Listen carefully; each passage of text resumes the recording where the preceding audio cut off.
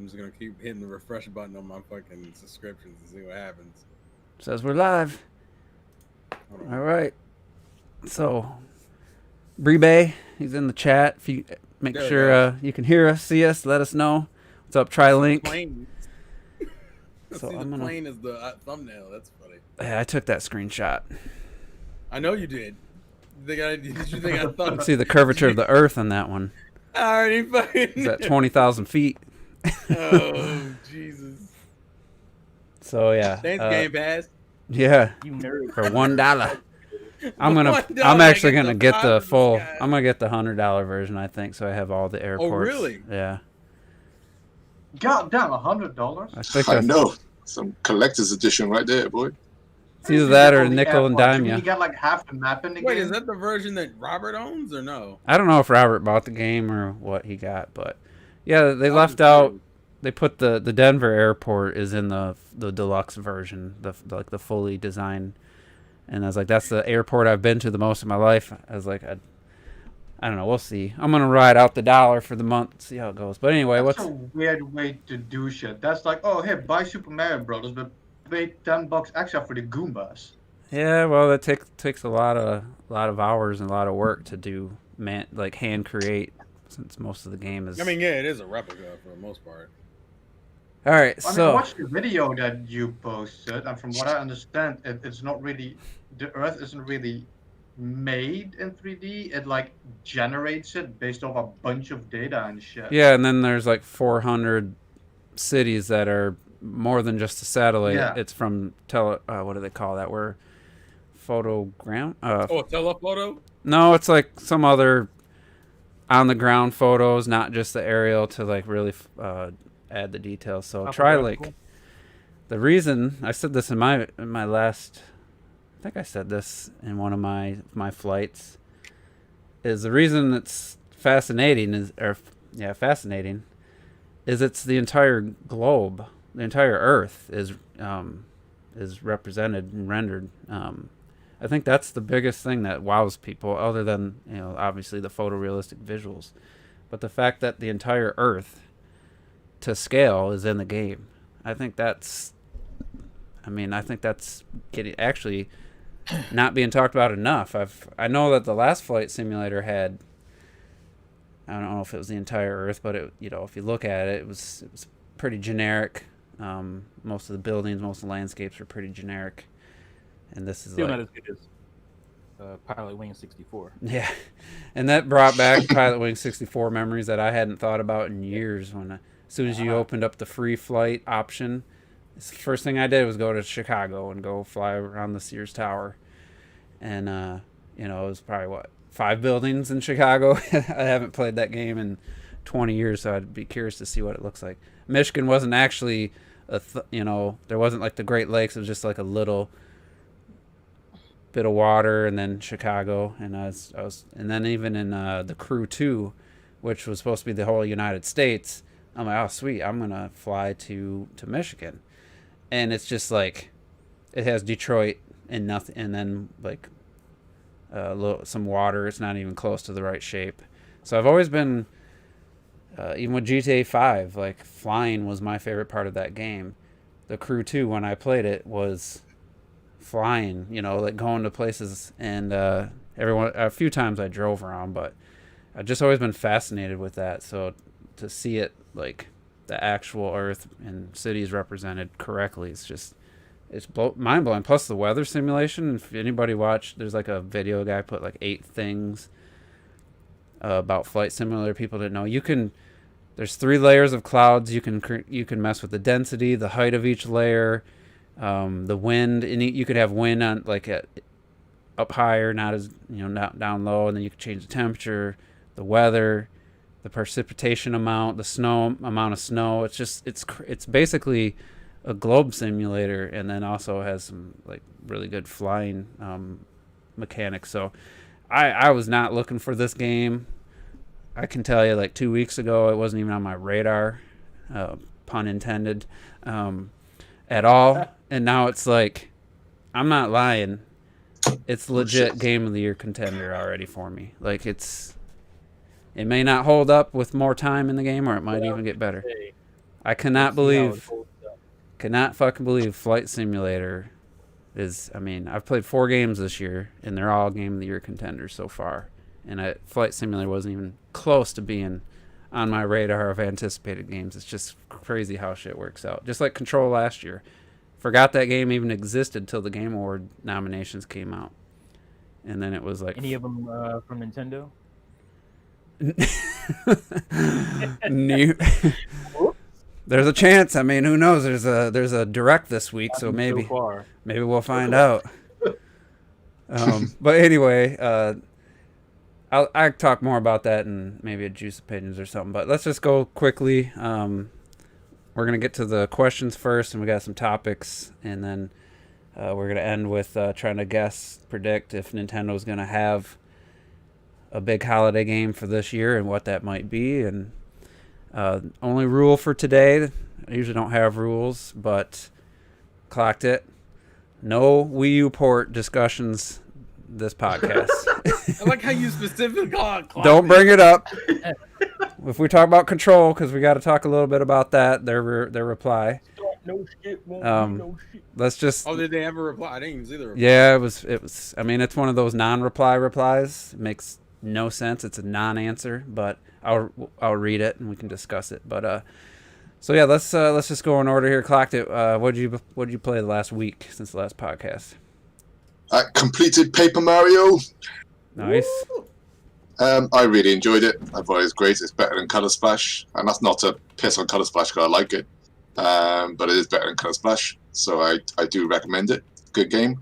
I never got really bored of the battle system. Sometimes, towards the end, you wanted to skip some because you felt like you were towards the end. But all that stuff like about not needing coins and stuff, and you can just skip all the battles.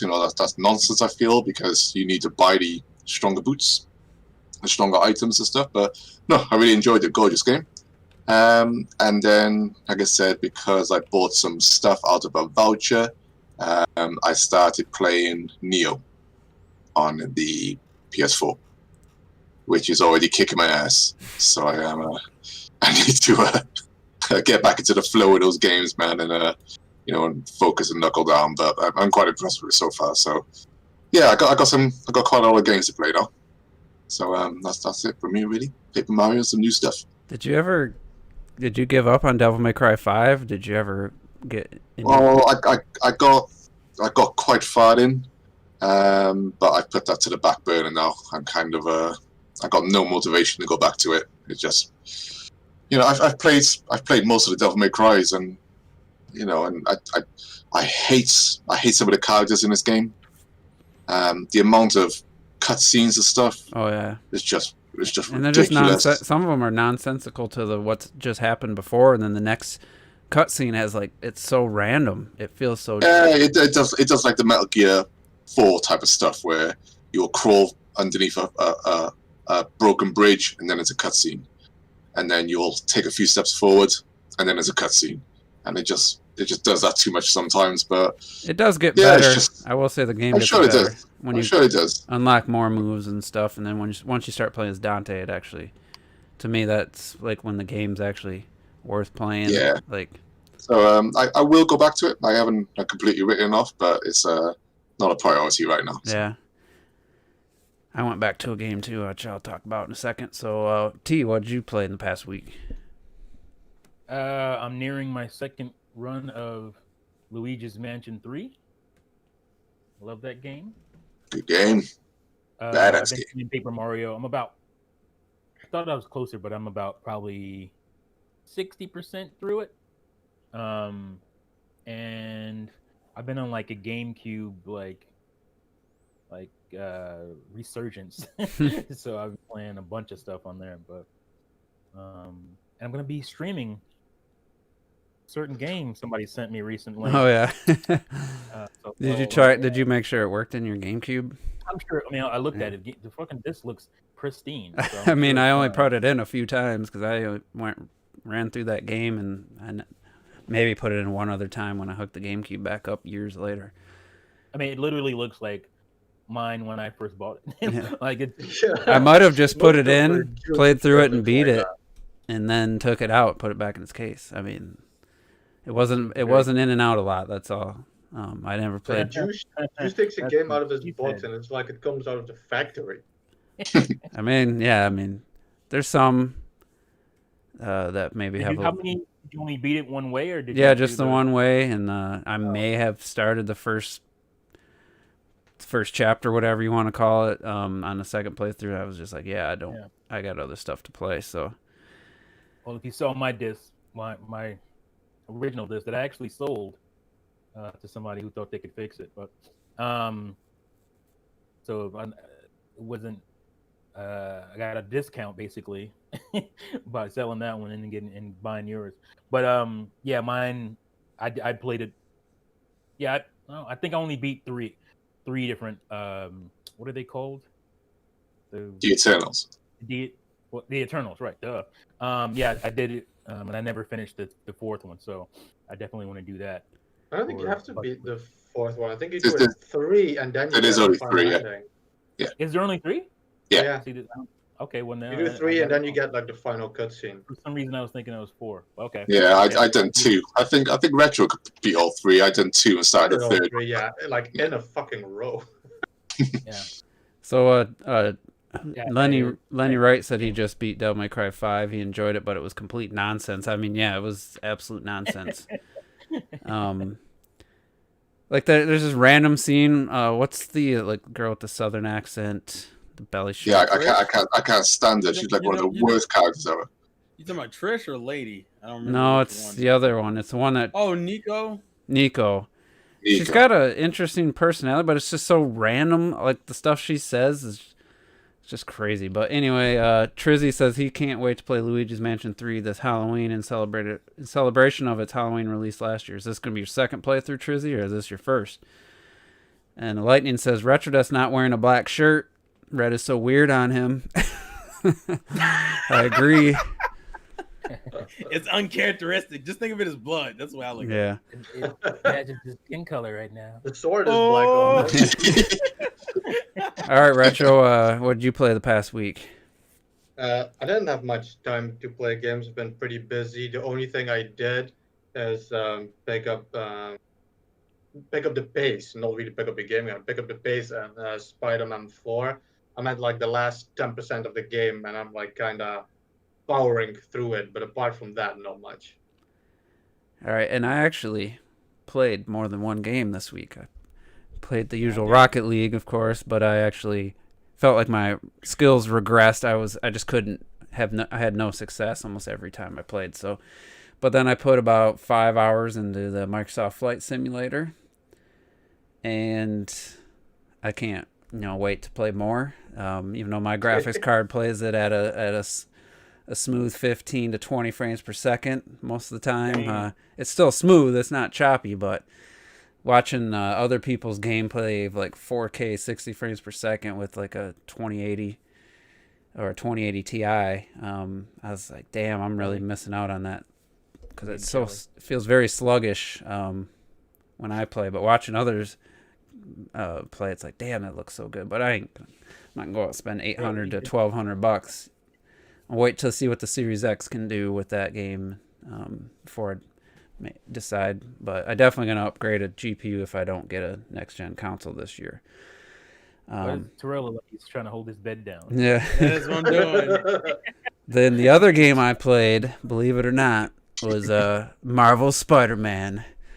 I played 2 missions. And the first one was the one we first saw that chased the helicopter.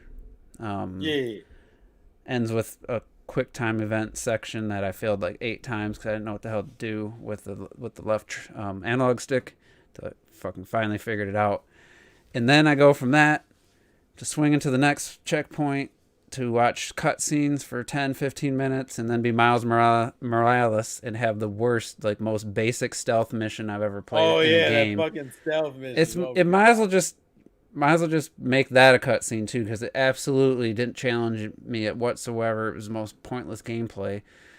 And then it ends with more cutscenes and then a loading screen, and then I'm back to swinging around, and I'm just like, that's why I turned this game off. It was swing to the point, the marker, watch a cutscene, do a very whether it was battling or a quick time-ish type combat thing, or just really not much gameplay in that game. In the swinging, I mean, it's the main reason I turned it on just to see how New York City looked compared to like what I saw in Flight Simulator. I'm like, man, was New York this big in Spider-Man? And yeah, it's huge and it looks gorgeous. But I'm like, I'm glad that it's easy to swing around, but at the same time, it's just so takes no skill. You just hold R1, let go. If you want to throw some jumps in there, to kind of speed up. There's different moves to I mean, but it's though. just, and then you hit a building because, you know, it's some buildings are low and you don't have anything to shoot your web onto that's high up. Then you just run up the building, and then I don't know, man. It's just so automatic. I just get bored. It's just nothing really. I mean, there's a little bit more to it. Like, you can't do infinite swings. Like, I think at a certain point, I think it's like 2 or 3 swings, you're not able to shoot your web. So you actually have to like do that. What is it? It's the A button, where you kind of have to do like a lunge forward to wait until your shit recharges for you to start swinging. I never ran into that. I think you're missing I think, Troy, you're confusing the web attack thing. The swinging doesn't really run out. Yeah, I've swung. But you do have like different moves to the swing, like automatic like corner swinging, but the swinging is supposed to be chill. It's not supposed to be like intricate, hold 5 buttons, do half a circle, 5 Hadoukens and shit. You're supposed to swing calmly. But there's different skills. You can either just hold the R button or speed up, you know, like that, go around corners when there's a building. I like the fact that once you're above the buildings, you can't swing, because on the fucking GameCube and shit, you know, you're shooting like at like fucking God to hang on. I don't know what you're doing, but like I like the way the swinging is done in this. I appreciate that, but at the same time, when there's areas where there aren't tall buildings, it is frustrating. Oh yeah, but that's Spider-Man. I mean, but like, you're saying the swinging is better than Spider-Man Atari 2600. Damn. Can I just correct you about the GameCube version as well? It was in Spider-Man 2 where you did have to web onto a building or an object or something in order to swing. It was the original Spider-Man in that same era where you didn't. Just saying. And then even in the movies, I agree about the Mike Morales shit, because you already have the MJ stealth missions, and I'm like Miles, whatever. You have the MJ missions and shit, you know. See, he fucked up. He's like, Mike. The MJ style, like the MJ stealth missions, it's already like whatever and shit, you know. But the Miles Morales one, they break it down like, oh, you have this cool hacking thing to differentiate it. And then there's like one fucking object you can hack in it. Like it's just so pointless. Like, well, I totally play as Miles that. Like, I'm pretty sure you only play as Miles like once or twice, if that. And it's like, I think. Well, let me get Terrell what you've been playing. I want to have a quick see if we can make a quick discussion, because I have my thoughts on Insomniac, with the few games I've played from them. But Terrell, why don't you tell us? Well, actually, let me answer this TriLink question first. All right, do I prefer flying in the flight simulator or flying a Skell in X? That's tough. That's a tough one, man. They're both like stunning, and in their own different ways. I would say that there's there's more gameplay involved in Flight Simulator. It's a little more stimulating, that you can't just relax. And once you get up in the Skell, you just hold forward and you can pan the camera around. But they're close for different reasons. But anyway, Terrell, what you been playing past week? It's been between 2 games. A lot of it's been Pokemon. I've just been going back and working on a team to go for competitive and messing around with breeding and stuff. And then Saturday started SpongeBob SquarePants Bikini Bottom Rehydrated. That was the game that won the Twitter poll, and I felt like I think I played the first 2.5-3 hours of it, and I was surprised that like the first part of it was a little bit harder than what I remember it being. Although from some of the footage I've seen of the later levels, I'm very concerned about some of the easier sections that they've made easier. Also, the PC version still has fucking glitches in it. I think I clipped through the wall randomly like twice, and I can actually do it on command now, and I'm like, oh, that's great. And then I fell through the world, and it doesn't do that. It doesn't do that thing where if you fall out of the world, it kills you. I just fall infinitely, and I was like, oh. Well, that's one of those Damn things, it. man. Multi-plat games. If you're not gonna buy the Switch version, I don't know what other platforms it's out on. I was on everything. Probably want to buy it on the system that's the lead platform for the developer. Well, I mean, I figured the PC version would have been fine. And to be fair, I didn't run into any ridiculous glitches during gameplay. But like, if I'm out in the hut world and I walk too far off on the map, SpongeBob has this thing where the hand will grab you and pull you back into the hut world. But I think the hand is glitched out. So sometimes if you're standing in the wrong spot, it'll grab you and bring you back inside of the actual world itself. So like if I look down, like, oh, there's the void, and then if I walk 2 feet, oh, I fell, oh, dead. Well, actually, I'm just falling infinitely. I'm not even dead. I'm just falling. But the game itself, I mean, it's not the same. It's not the same physics, but overall, I still enjoy it. Hi, Mom. Oh, God damn it! What did you? I just gotta use your bathroom, Terrell. You had 2 directions to walk in. You can set your watch to it, man. Hilarious. Look at me, I scared you. You walked in the wrong direction. Oh my God. Coming up behind you silently. Where's the gun? You scared me. Shoot me. Fuck. All right. That poor woman. See how fast she ran. Oh, man. Leave your mum alone. So is this is it fond memories of your days on the GameCube version, or are you feeling like the nostalgia hitting you with this? The nostalgia hits in certain sections. Go ahead and get out of the hot. Wait. I know. Go. Just go. Thank you. Please, Pokemon Go. Please and thank you. Bye, Mom. See you next week. Maybe some meatloaf. Mom, meatloaf.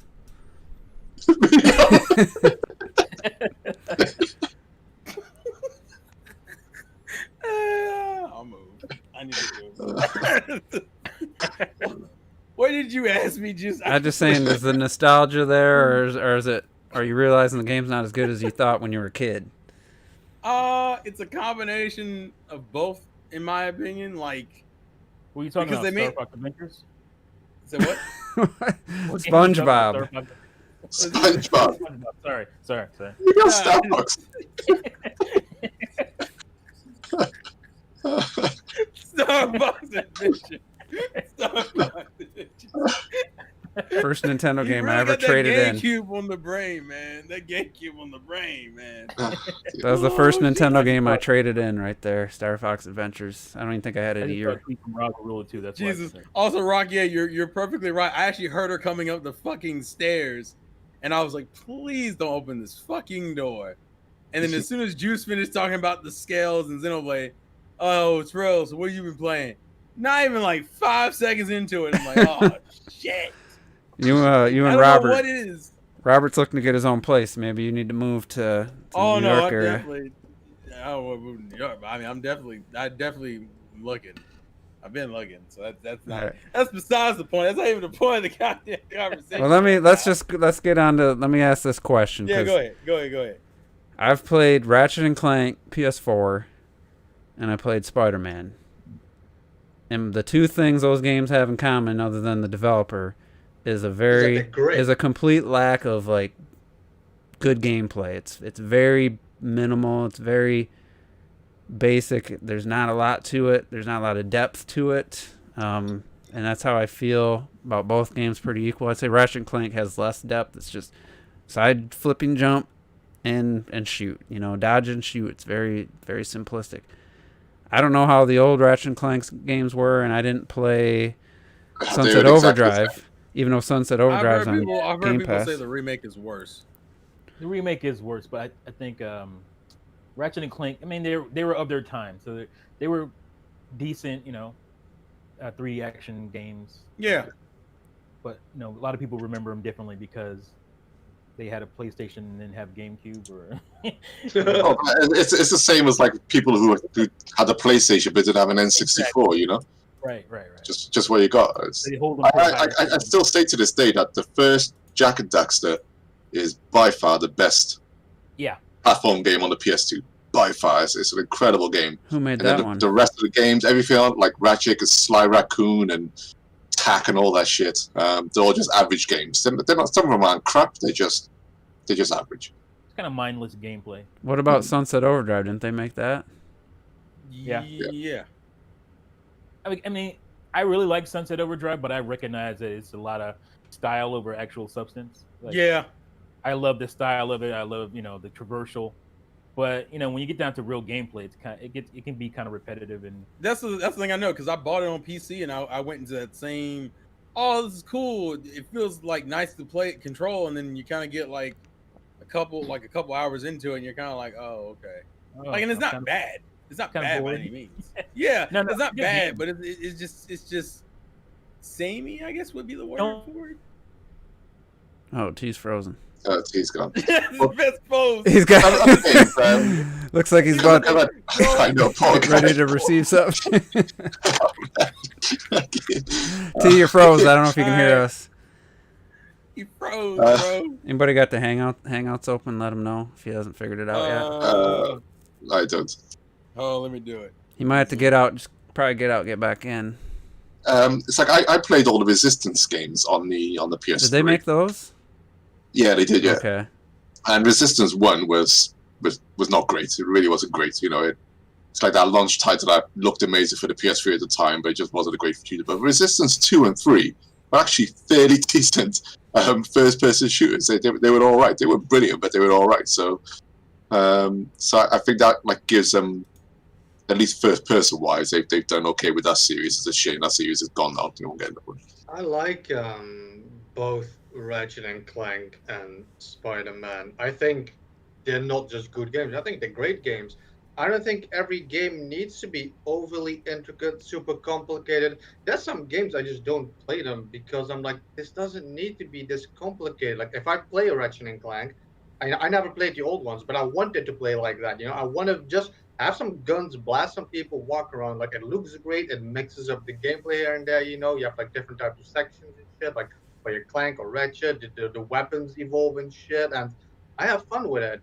The same with Spider-Man. All I need Spider-Man to fucking do is that I feel like I'm Spider-Man, and when I'm swinging, I mean, I don't think, maybe like I said, we don't play games the same way. When I'm swinging in Spider-Man in PS4, I fucking feel like Spider-Man.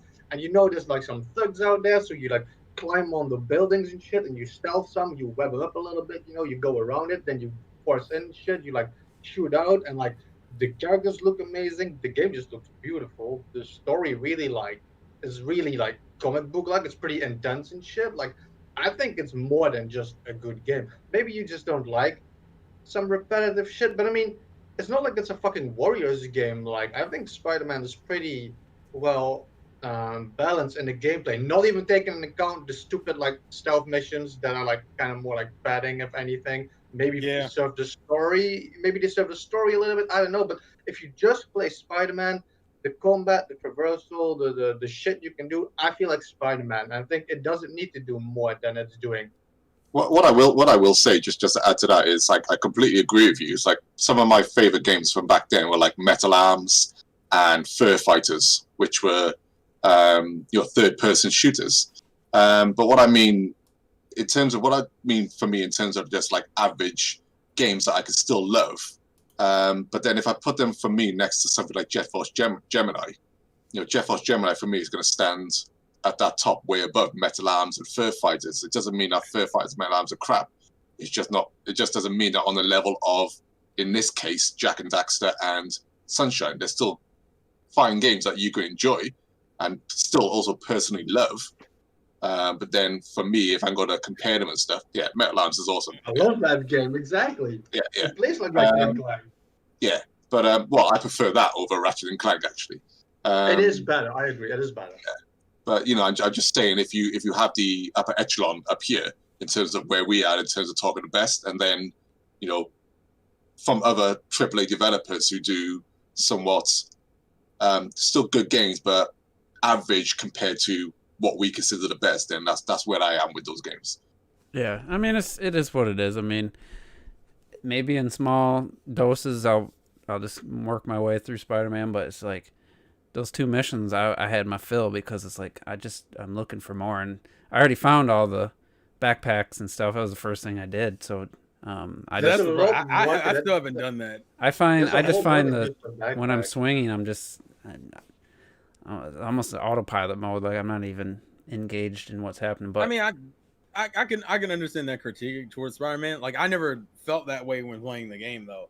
But I'm also like, as far as superhero stuff, it's kind of because realistically, you could say the same. You could argue the same argument with like Batman games, like that. Oh, the Arkham Asylum games were pretty repetitive, especially like the first one where it was like you did a mission, you did a boss fight, did a mission, did a boss fight, and you kind of went back and forth. And actually, Arkham Asylum was worse because it had the same fucking boss pretty much throughout the whole goddamn game with that Titan shit.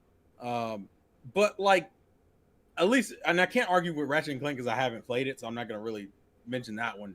But at least I think for Spider-Man, at least the difference is because if you can get that connection of you feeling like, kind of like what Retro said, feeling like you are the character, the same thing I would argue for Batman, Arkham Asylum, and City, that like, if you can get me to like, oh, I am this character, and I feel like I'm like Spider-Man doing all this shit, it kind of, in a way, it low-key would make up for some of the more annoying sections. The worst sections obviously being in Spider-Man, the fucking Mary Jane and Miles Morales sequences. I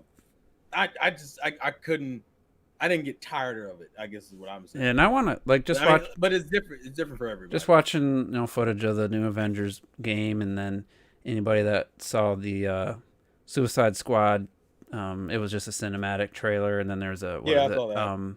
What's that? Did you see it? Gotham Knights. Gotham Knights is what it's called. Yeah. It's similar style gameplay, and it's like the biggest thing for me with Spider-Man is you say you want to feel like a superhero, well, just fucking tapping, square and then triangle occasionally or circle to dodge. Like I don't feel like I'm. It just feels just so simplistic. I don't feel like I'm a superhero. It's half the stuff is just visually looks cool, but hit triangle and circle together and then watch him do this cool move. Like why can't I just do that cool move? Give me a way to do that cool move. But anyway, let's get to the questions. T, make sure your mic's. Can you hear us? Oh, your mic's not in view. Your mic's not on your chain. Oh, okay. All right, let's get to the questions. And 3 Mop Style asked this one back beginning of the month. And he said, Fly Me to the Moon and Moon River. What do you think Bayonetta's 3 lunar-themed song will be? I mean, there's no way to predict, but that is hard. That's interesting. Dark Side of the Moon. Moon River is my favorite of the 2. Moon River's good, yeah. I fucking love Moon River. If they stick with a moon theme, I mean, maybe bit of a... Is it Frank Sinatra who does Blue Moon? Blue Moon. Yeah. We're always standing. Could be. That would kind of fit. Do that. That could suit her because Moon River is the same type of pace and stuff, isn't it? Yeah. They and kind that, of sped up the tempo, I felt just like. get back to what we were just talking about. The anime rapper commented on. He says games like Devil May Cry and Bayonetta have real combat systems, unlike these superhero BS games. I agree with that. Is anime rapper? Fair. Was he one of your subscribers? I've noticed his name. Yeah, he usually hangs out in my stream. Okay, I've noticed his name a few times last few weeks. So it's cool. I'm gonna disagree. I feel like I know nobody's gonna want to hear it. I feel Bayonetta and Spider-Man. I don't think Spider-Man is the greatest game ever. I just want to get that out there. But Bayonetta and Spider-Man play very similarly. Bayonetta also has like the witch time dodge evac chain. You got like hell of a statement, buddy. It has a similar. You got 4-button combos with. Yeah, no, but Spider-Man has retro again. Yeah, that's the same guy who said Battletoads looks good. Oh yeah, we do need to talk about that. But no, I mean, opinions. That's your opinion. That's your opinion. You're entitled to your incorrect opinions. I knew that was coming. But that's Juice's tagline. You can't argue opinions, man. You can't argue opinions unless they're wrong, and then you can. That's not the first time I've seen Spider-Man compared with Bayonetta, to be honest. That's a hell of a. I've never heard that one before. Let's move on. We can talk. So Dave97 wants to know our thoughts on G4 TV coming back. Sorry, G4 TV coming back. I saw. I thought I saw something about that. I'd never watched G4 TV, so nothing I didn't either. means nothing to me. What? I didn't even know what that is. Yeah, we didn't have it over here. We had a Games World and Games Master. Which, So I'm the only person in So this T, panel that what's your watched- thoughts on G4 TV coming back? Jeez. I'm happy about it. I mean, I don't know what to expect. It doesn't have as much But- weight because there's so many ways to get gaming news nowadays. It's Yeah, but the thing about G4 TV, I mean, maybe it's just nostalgia, is that I kind of discovered it because, I was freaking, what they call back in the day a game nerd, and it was a stigma to that. And so I was just surfing around through channels and discovered this channel that was a bunch of game nerds. And I was just like, I've arrived. This is great. Like, because we didn't have anything like that. You had chat boards, message boards, and whatnot. But to see like actual production and all that stuff go into video games, like that was mind blowing to me. So I don't know if it's just nostalgia that I'd like to see it come back, but part of me would, video games are big. Like every other medium that's big has some kind of, I think, television representation of it. Like so, I would like to see that. I don't like it that it's just online as far as video game reputation. It's the hugest, most lucrative entertainment out there. So it should have some kind of television representation. So I'm excited for it. I hope because Victor Lucas is still doing his thing. So I hope he ends up back in there some way. Because I think he's on television in Canada. I could be wrong about that, but we have the YouTube channel for Electric Playground, but I think he's still on TV. So I would like to see that happen. He still gets some cracking interviews as well. I always retweet some of them. He just interviewed David, the guy that does Metal Gear voice, I think, wasn't he? Snakes. Yeah. David Hayter. Yeah. And I always like had the arguments like people will say video game shows can't return because of news. They don't have to do the news like we have. Not just news. Yeah. When it comes to video games. It can be developer interviews. It could be competitions. It can be reveals. It could be a lot of stuff that they always were.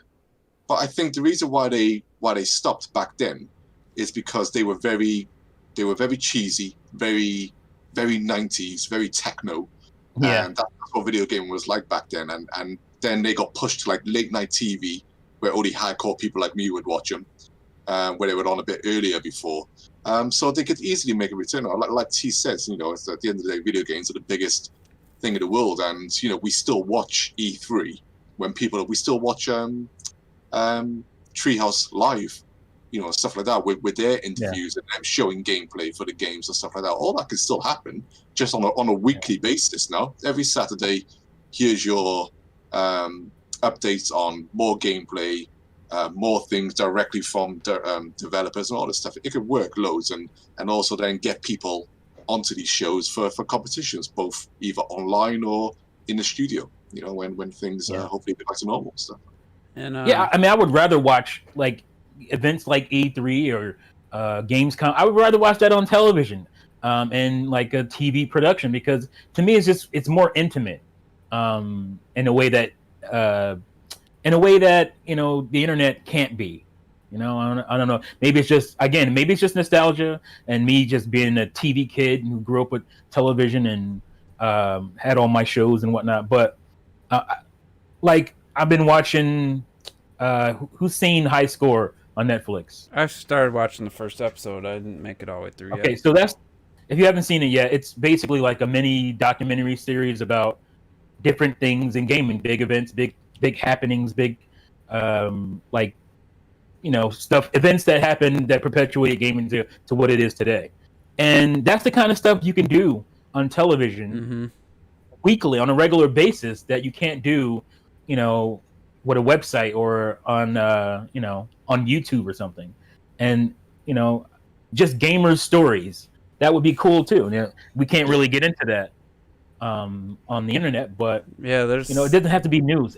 That's the problem with you. That's my problem with YouTube now. It's just like everybody focuses on news, but there's gamer culture that needs to be explored. There's like that episode. I know Brian Altano's not our favorite person, but they did one episode where he flew to Japan and went to all these like old game stores, and I mean, found like copy of that's awesome. That was a really cool idea.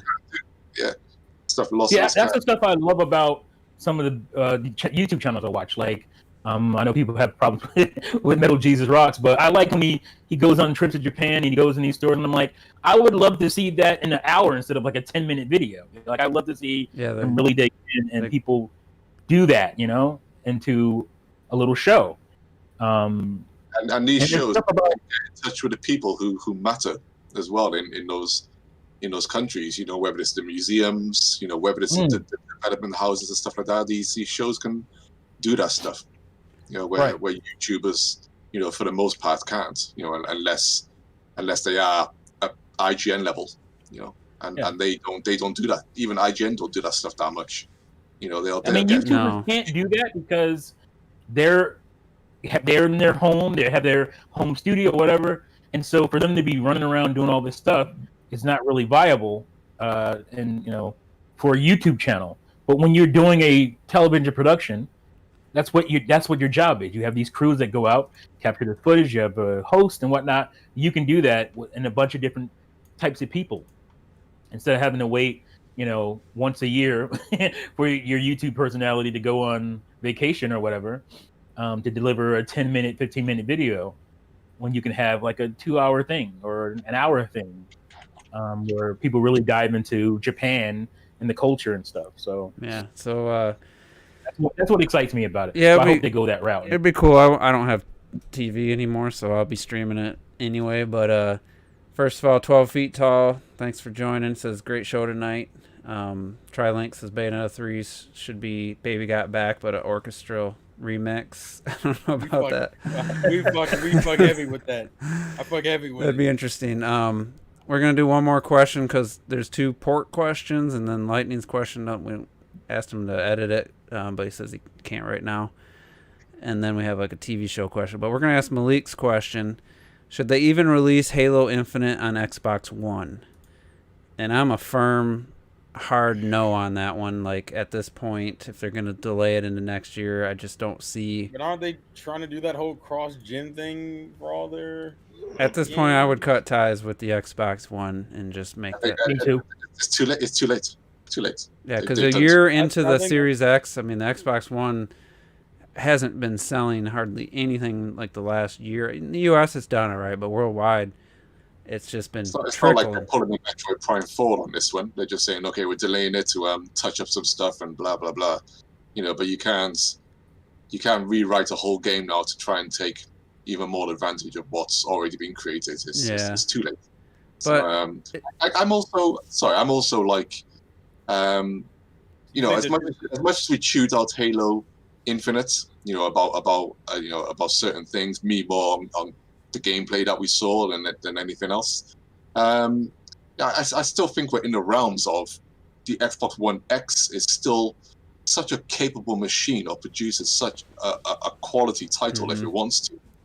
Hey, if Halo Infinite should be good anyway, regardless of whether it's on the Xbox One X or the Series X, the Xbox One X is more than capable of making an absolutely phenomenal game. I think this is just for graphics more than anything else. But that's not the problem though, because you have the issue is Series or Xbox One X or S, and my original Xbox One VCR. Like that's you're also having to cater to them at this point. I thought they wrote that one off. Didn't they? I thought it was X. No. The original Xbox One was supposed to run Halo Infinite as well. My original VCR. I think that's going to be like, I'm an Xbox One S owner, and I can tell you when I had Game Pass and I downloaded a bunch of games, I feel that Switch third-party multi-plat, low res looking, bad frame rates at times, that's what I feel with my Xbox One S. When I had Game Pass, I downloaded The Witcher 3, I downloaded Metro. Was it the last one, Exodus? Yeah. Yeah.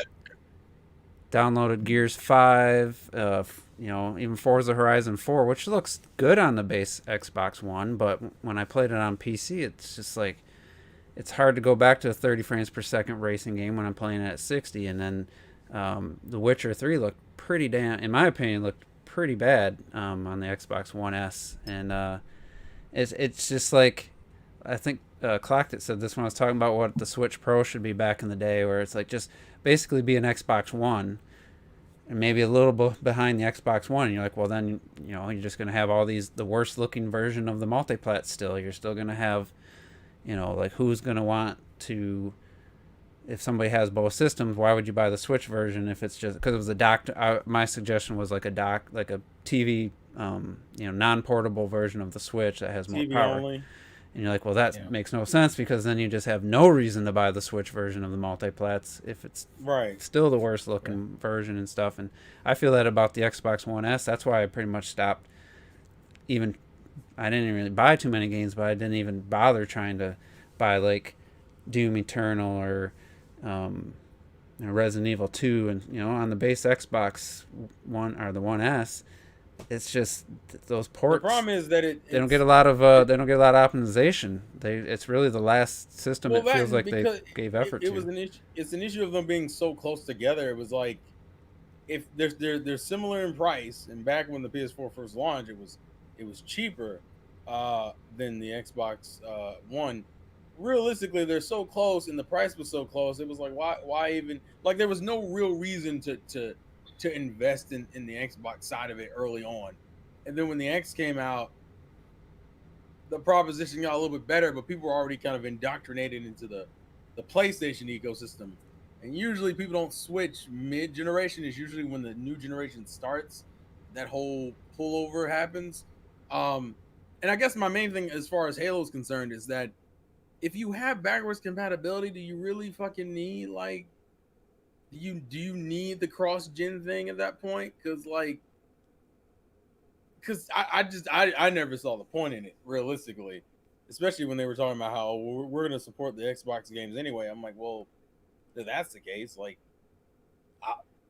it'd be better just to get it on Xbox One X, Series X. And then just leave. Especially because that brand isn't doing anything for them anymore. Like, literally, they don't gain anything from Xbox One, it feels like, anymore. Well, I saw a point in it. If they were delivering like these, a bunch of new games, at launch and whatnot, then there would be more point into it. A bunch of new games at launch in the launch year, but we don't really know much about any of that stuff, and we just lost, obviously, one of the biggest ones in Halo Infinite. So to me, it's like in a year from now, whenever this game comes out, it's most likely going to be next holiday, probably, right? It could be before that. It could be early, but even then, even if let's say it comes out in March, April next year, right? Mm-hmm. How many people are going to be playing their, Xbox One VCR console? Like, realistically, like, how many people are playing that right now outside of me? So just make it draw the line at the X, the One X. Right. It should. I think they should, bring that up until. But I think unfortunately they pushed. I'm just saying, marketing wise, I think it would just look worse for them, and I think that's part of the reason why they won't do it. Where it's but I don't think they'll take a hit if they decide to change their mind on it, because nobody's really going to care. They probably wouldn't, but I think their perception. And if they put it out, reality is, and whatever it takes, whatever extra budget or development time takes to make the base Xbox One version, is it really going to be worth it? If in the long run, no. No. Like, to hold back your biggest franchise, like the new entry, like, I don't know. Well, I mean, that's the biggest quote unquote hater complaint, right? Is that, the Xbox original is holding back these games a little, look, so even your biggest hater will be like, oh, good, they should have done that to begin with, Yeah, I mean, there might be some people that would be mad, but at the same time, like, even Nintendo released Breath of the Wild on the Wii U, and it sold 2 million copies. So I mean, that made their right there, that made them break even, and then it sells 19 million on Switch. It's like it's still Nintendo doesn't care about making 13 million people mad. I don't No. think Yeah, that's but going to be a problem I think on Xbox. I was gonna say I think the difference in that situation though is the fact that like the Wii U and Switch are so close in power. It wasn't like if you had just released it on Switch, it's like it wasn't that much of a there wasn't enough of a gap for it to feel like a detriment to the. I think they did it though, just because. I don't think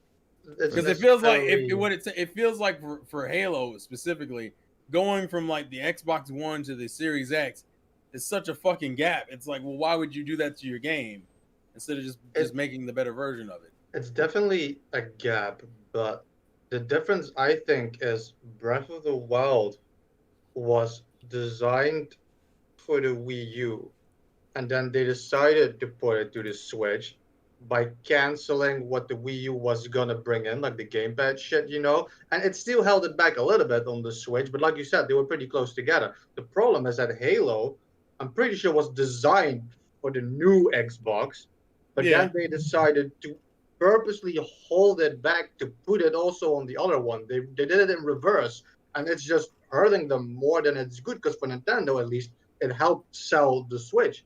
But the problem here is it's gonna counter selling the fucking new in this Xbox. situation, it wouldn't have been an issue if the game had came out the when they said it was going to come out. If it still came out launch of Xbox Series X, we probably wouldn't have cared as much. But the fact that you've delayed it now makes us really go, well, do I really care about an Xbox One version? Like, do I really need that? No. Because the whole point is to get me to buy your new box. So you're still putting the box out. Even if you want me in the ecosystem, you still want me to buy the box at some point, I'm assuming. If they're still going to release the box, I have a legit think they wanted to delay the Xbox launch with Halo, but because PlayStation is launching its thing, they're not doing that. And I feel like, they're playing chicken with each other. And then Sony just confirmed that we're not delaying it. It's coming. They're not delaying it. Xbox Series or Xbox One X launched with no game. Like, they don't care stuff. They don't care. I think to their detriment probably, but they don't care about not having a big game to sell that hardware. And then the other piece of this puzzle, which I meant to talk about last week, is it's just speculation at this point. It's just like when the NX, we didn't know what it was, and it seemed like every week somebody had a new leak or something. But hearing multiple, I swear I was gonna do it. It's. I'm just throw this out there as a strong possibility that the Series X launches at $599.99, and to me, without that big must-have game, that makes that price tag a lot harder to swallow than it would have been for if Halo was there and Halo was really impressive. So I'm wondering, since they haven't announced the price, if that's going to be a factor on them possibly lowering it to what they initially wanted, and just how you guys in general feel about potential for a $600 console again. Yeah, that's not as much with inflation as the PS3, in 2006, 14 years ago. I think it's like $900 now. But and then it seems pretty much, other than it's been confirmed officially that there's going to be a lower spec version, the Series S people are calling it, that could potentially be $300. It's like, I just I don't know if we're ready yet for a $600 console. It feels like the Xbox One X struggled at $500, and the PS4 Pro, while $400 was pretty enticing, it still got destroyed by the Slim that was $202 or $220, and then it bumped up to $300. It's like, I just don't think we're ready for a $600 console, especially if it doesn't have a must-have game at launch. I don't know. It just seems like, since they didn't announce the price, maybe they can change it if they were initially thinking $600. But I think anything they're gonna have like 6 fucking Xboxes that are all the exact same fucking thing, but every time they kind of tried pretending it was a new system and shit, and then you release the new one, which is also exactly the same, except it's not even getting any games, so you can play the old games just like on all the other Xboxes. It's like, it's such a mess, all of it. And then you name it, all slightly just a little bit weirder and weirder and shit. Like I just don't get it. I mean, I get the whole idea of having like this Xbox ecosystem. I guess my problem is that like usually when you do something like that, you have different devices that tackle different sides of the market. It feels like there's like just this console focused market, and then kind of this cloud type gaming market with the xCloud stuff. Like it doesn't feel like there's any rhyme or reason to have like 3 versions of the same box, but the only difference is whether or not it has a disk drive in it. Like I don't get the point of doing that. I'm the oldest dude here, and I feel like I think like the youngest person. Like to me, it's like I buy, every couple years, $500 phones. I don't. It's not. Oh, look at the software that's coming. That's not my thing, and all my stuff transfers over from my other phone, and I just bought this $500-$600 phone. So that's kind of my mentality with this. I'm buying a Series X because it's time for an upgrade for me. I have an original Xbox VCR, like I said, and all my stuff will come over. That's not a thing usually with consoles, especially. I bought a PS3 day one, and I own maybe 30 games for it to this day. So, but the reason I did it was because all my stuff came over. My PlayStation 1, my PlayStation 2 came over to that system. So, I don't know. Well, what if there's a let's say the Series S comes out and it's like, it's slightly more powerful than, let's say, the Xbox One X, but it has, the newer CPU, so it's in the solid state drive, so it's going to be an improvement. And I mean, if I kind of think if that released in the same time frame, I mean, that could become the main Xbox that most people own. Not if it doesn't have a damn disk drive. Like I didn't heard that. Well, that's what a lot of people think. It's gonna be a disk drive list. Like the all digital. Yeah, that's going to be a digital box. Yeah, that would change things. So that would change things. That eliminate, and not only that, and eventually, I'm going to be looking over at that Series X, be like, oh, it's got the more of this, the more of that, Yeah, but I would say you're more the exception as far as the price. Well, here's the thing: what's the point of me buying a Series S, and then I'm gonna want an X eventually. So I bought a Series S, and now I'm buying a Series X. That's even more money. For me, it's just like, buy it now, be done with it for the next 6-7 years. But what about gamers in general? How many of the versions did you buy, T? Just curious. Of what? The Xbox One and shit. Like when Xbox One, how many do you have? Do you have like the S, or are you just have the only Xbox One I have is the original? And then you go to the X afterwards. Yeah. So it's gonna be that I can understand. That's what I with the DS. I had with the 3DS, like the original small 3DS, and then a bunch more came out, and then the last one, the 3DS XL super thing, I bought that one as well. So I can understand you buying the first and the last, but the thing is, it's not like a phone. You didn't buy the Xbox One S and then the S minus and then the X series. You're buying the first one and the last one. It's not like you bought all the ones in between. Okay, but who are these people that apparently bought all the? Like, that's what I'm trying to figure out. Most people probably have one or the other. So, if you don't think if you have an X right now, if you have an Xbox One X right now, maybe you don't care to jump to a Series X. Maybe you just get the S, Series S, or maybe just stay with the Xbox One X. There's going to be something for you. Like, this idea that everybody sat around and bought all these different Xboxes, unless you like the craziest hardcore of the core, maybe you did that. But most people buy 1 to 2 versions of a console. Anybody here think if they have a $300 S, let's just say it has a disk drive. If it doesn't have a disk drive, that's a completely different situation, because then your backwards compatibility. You heard that? No. Huh. If they did that, then what's the point of all the backwards compatibility shit? Like, that wouldn't make other than the digital games. But Sony's doing that too. They can't do backwards compatible with PS4 with that digital one. But could you see a cheaper version becoming just like the Slim and the Xbox One S are the biggest selling versions of the PlayStation and Xbox, compare it when you have the X and the Pro out there, the Slim just destroyed the Pro overall, and they came out around the, Yeah. like the same time.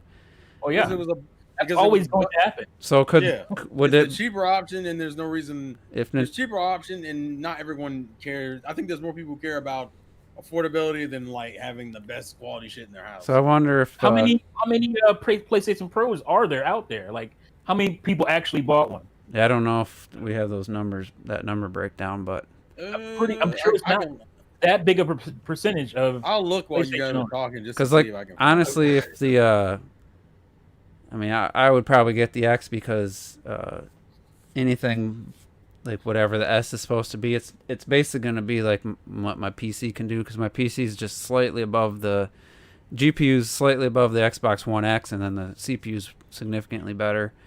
So it makes no sense for me to just get the S, but I don't think I'm going to spend $600 on a Series X if it's $600 without. I don't think it will be. I mean, just- 500 would be. What would you think it'd be? 500 NZ? I think it'll be between 5 and 550. I think, based on at least what they were saying, they're going to be competitive. So, to me, you can't really be competitive if you're $100 more. Yeah, because I don't see this PS5 being over 500. And then they have the digital version, which who knows how much cheaper that'll be as a kind of alternative. I think they're prepared to take a loss because I think they've been doing experiments over the years, and people may scoff at them, but like that one Xbox where they had basically, what was it? Maybe you paid $100, and if you got like Xbox Live or something, you got this huge discount. I think they're willing to take a loss because they see the upside of getting more consoles out there, getting more people buying their service, because that's where their money is. That's where the money is, getting people on Game Pass Ultimate. All right, or whatever. so let's get to topic. So here's what the Control publisher 505 Games said. They confirmed they have no plans to change their decision on the Control Ultimate Edition being the only version that you can get upgrade to PS5 and Series X. Every avenue was pursued. This is in quotes. There was some form of blocker, and those blockers meant that at least one group of players ended up being left out of the upgrade for various reasons. I don't understand. There's only people who bought the game, and then people who bought the game and the DLC expansion. There's no other group. So What are they- as of today, we can't offer an upgrade to everyone, and leaving any one group out feels unfair. We understand that is not what you want to hear. And then they also said, if you want, you can play it through backwards compatibility, but not get the upgrade if you have the game currently and not the Ultimate Edition. Oh, thanks. That makes no sense because PlayStation account is kind of like an ecosystem. I would assume if you're on PlayStation 5, it knows you fucking own the game. So you do what they do on Steam or whatever, and you have the game, so you automatically get like a fucking code to download the other game. Like, it's not that fucking hard. I just don't understand who do they think, at least one group of players. There's only two groups, people who have the game in DLC and people who only have the game and didn't buy the DLC yet. There's only two groups. Yeah, but realistically, this is just PR. This is like bad PR, essentially. It's like, bad PR. It makes, Yeah, I mean, the reality is that I thinking. want you to buy the same game again for with the $40. DLC. Yeah. I'd rather you spend not another even- 40.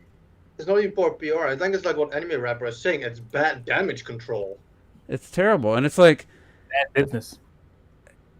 it's a non-answer. It's like, but they said as of today, I don't know, maybe I don't understand what they say every avenue was.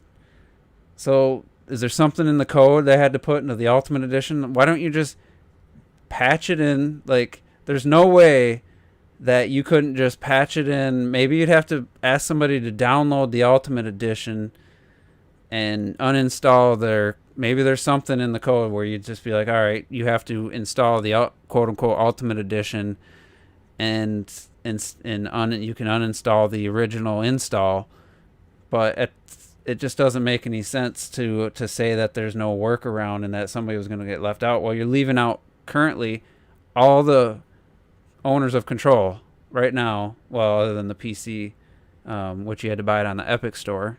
It's coming out on Steam on Thursday for the first time, and it's $40, all the DLC, and obviously with the PC, you get free upgrades. They've already upgraded for free over the course of the last year. They added ray tracing and the DLSS 2.0 for upscaling and stuff.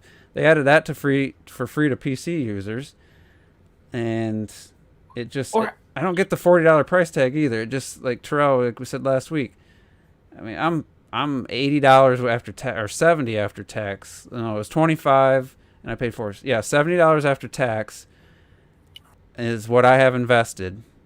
And the day the expansion 2 comes out available to me, somebody can just go buy the whole game and both expansions for $40. It just doesn't make any sense. How much is the expansions? 25 for the pair, and then they're $15 a piece if you bought them separate. So somebody. So how this? I mean, this is still bullshit. But how about say, well, if you buy, like, say if you're one of the people out there who only have the base game and you didn't buy the expansions. Mm-hmm. Well, how about say, if you buy the expansions, it automatically comes with that. Yeah. I mean, that's still bullshit, but that's still something, But it would reward the people who thought, oh, I'm gonna buy the DLC. Bought it day one. Yeah, and if you've already bought the expansions, you get the free upgrade. It just, how's that? Then you leave out the person who wasn't going to buy the DLC. So who cares? Like, the problem is someone's going to get burned. That would have been better than what we're currently. The other thing would have been just not to offer an upgrade to the Ultimate Edition and just say, I think it literally just hit me. They're releasing a PS5 and Series X version. Who knows when? Maybe at launch or maybe next year. Well, that'd be bullshit. Just think if they would have put out the Ultimate Edition. Someone just bought it, this week or next for consoles. It's the end of September 10th, I think. So you buy it, and then a month later they announce the PS5 and Series X version, completely different version that you'd have to rebuy. So this was probably like, well, what do we do? We want to get out this Ultimate Edition now. Well, we can just offer the free upgrade as a way to, not piss them off when we announce the PS5 and Series X versions coming out in December or something. It's just, I can't wrap my head around what they're. I understand it. I just think it's fucking ridiculous. I think ironically enough, it would have been better just to bite the bullet and be like, I would have rather them have waited. Like, if you're gonna come out, don't even release the Ultimate Edition for PS4, Xbox One. Just make that a PS5. Just wait until the PS. Yeah, exactly. I think that would have been still stupid. I mean, still kind of. But I would have been. It would have been better. More okay with being like everyone else has to buy it. Like, everyone has to buy it. I'd rather you make it full on equal than do this nonsense where you burn the people who supported your game at launch. Or the people who may have bought the game like cheaper at like Black Friday or something, but still went and gave you another $25 for the fucking DLC. Like that, we don't even get the advantage of playing before the fucking people who get to buy it on the same day do. Like I don't get any other bonuses from it. Like, at least let me play it like a couple of days. Like, shit. And the sucky thing is because for $40, the game in the first expansion, I said when we were talking about DLC earlier this year, was some of the best DLC I've ever played, where it just fit right in, and it still is like post-game content, but a nice side story with new abilities, and it's like it just fit right into the main game without feeling like it was left out, because you get a satisfying. The ending was one of those. It's like those that played Xenoblade Chronicles X, you beat it, and everything's. It knows you beat the game. Like, they're calling you something different. You're dressed different. You've completed the game, but there's still side content you might have not completed that you can go do now. And then they add the DLC, and it's like, okay, well, now she's, in a different position than the beginning of the game, and now you go take care of this problem. It makes sense. It's really done really well. So I'd love to tell people, man, for $40, that's a steal for that game and the 2 expansions. I mean, I absolutely couldn't recommend it enough, except for the bullshit that it just pisses me off that that there's, they've decided to A, put the Ultimate Edition out so quickly, and then B, to give those people a bonus.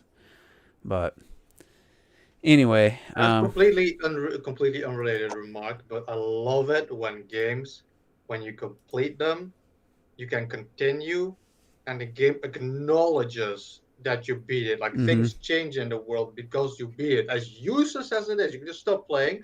But yeah, if you continue playing, like Borderlands 2 does that really fucking well, for example, where there's even NPCs that move around. The world fucking changes and people acknowledge it.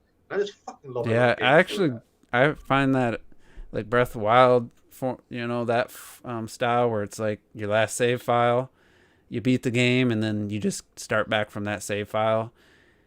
I get why they did it. I get why they did it in that game, and it's just like, hey, that never happened. You beat Ganon, that never happened, because I went and did a bunch of other stuff after beating Ganon on that save file, upgraded all my gear, did all that, find all those resources to upgrade, the main gear after you got 120 shrines. I did a lot of stuff, but it still nags me.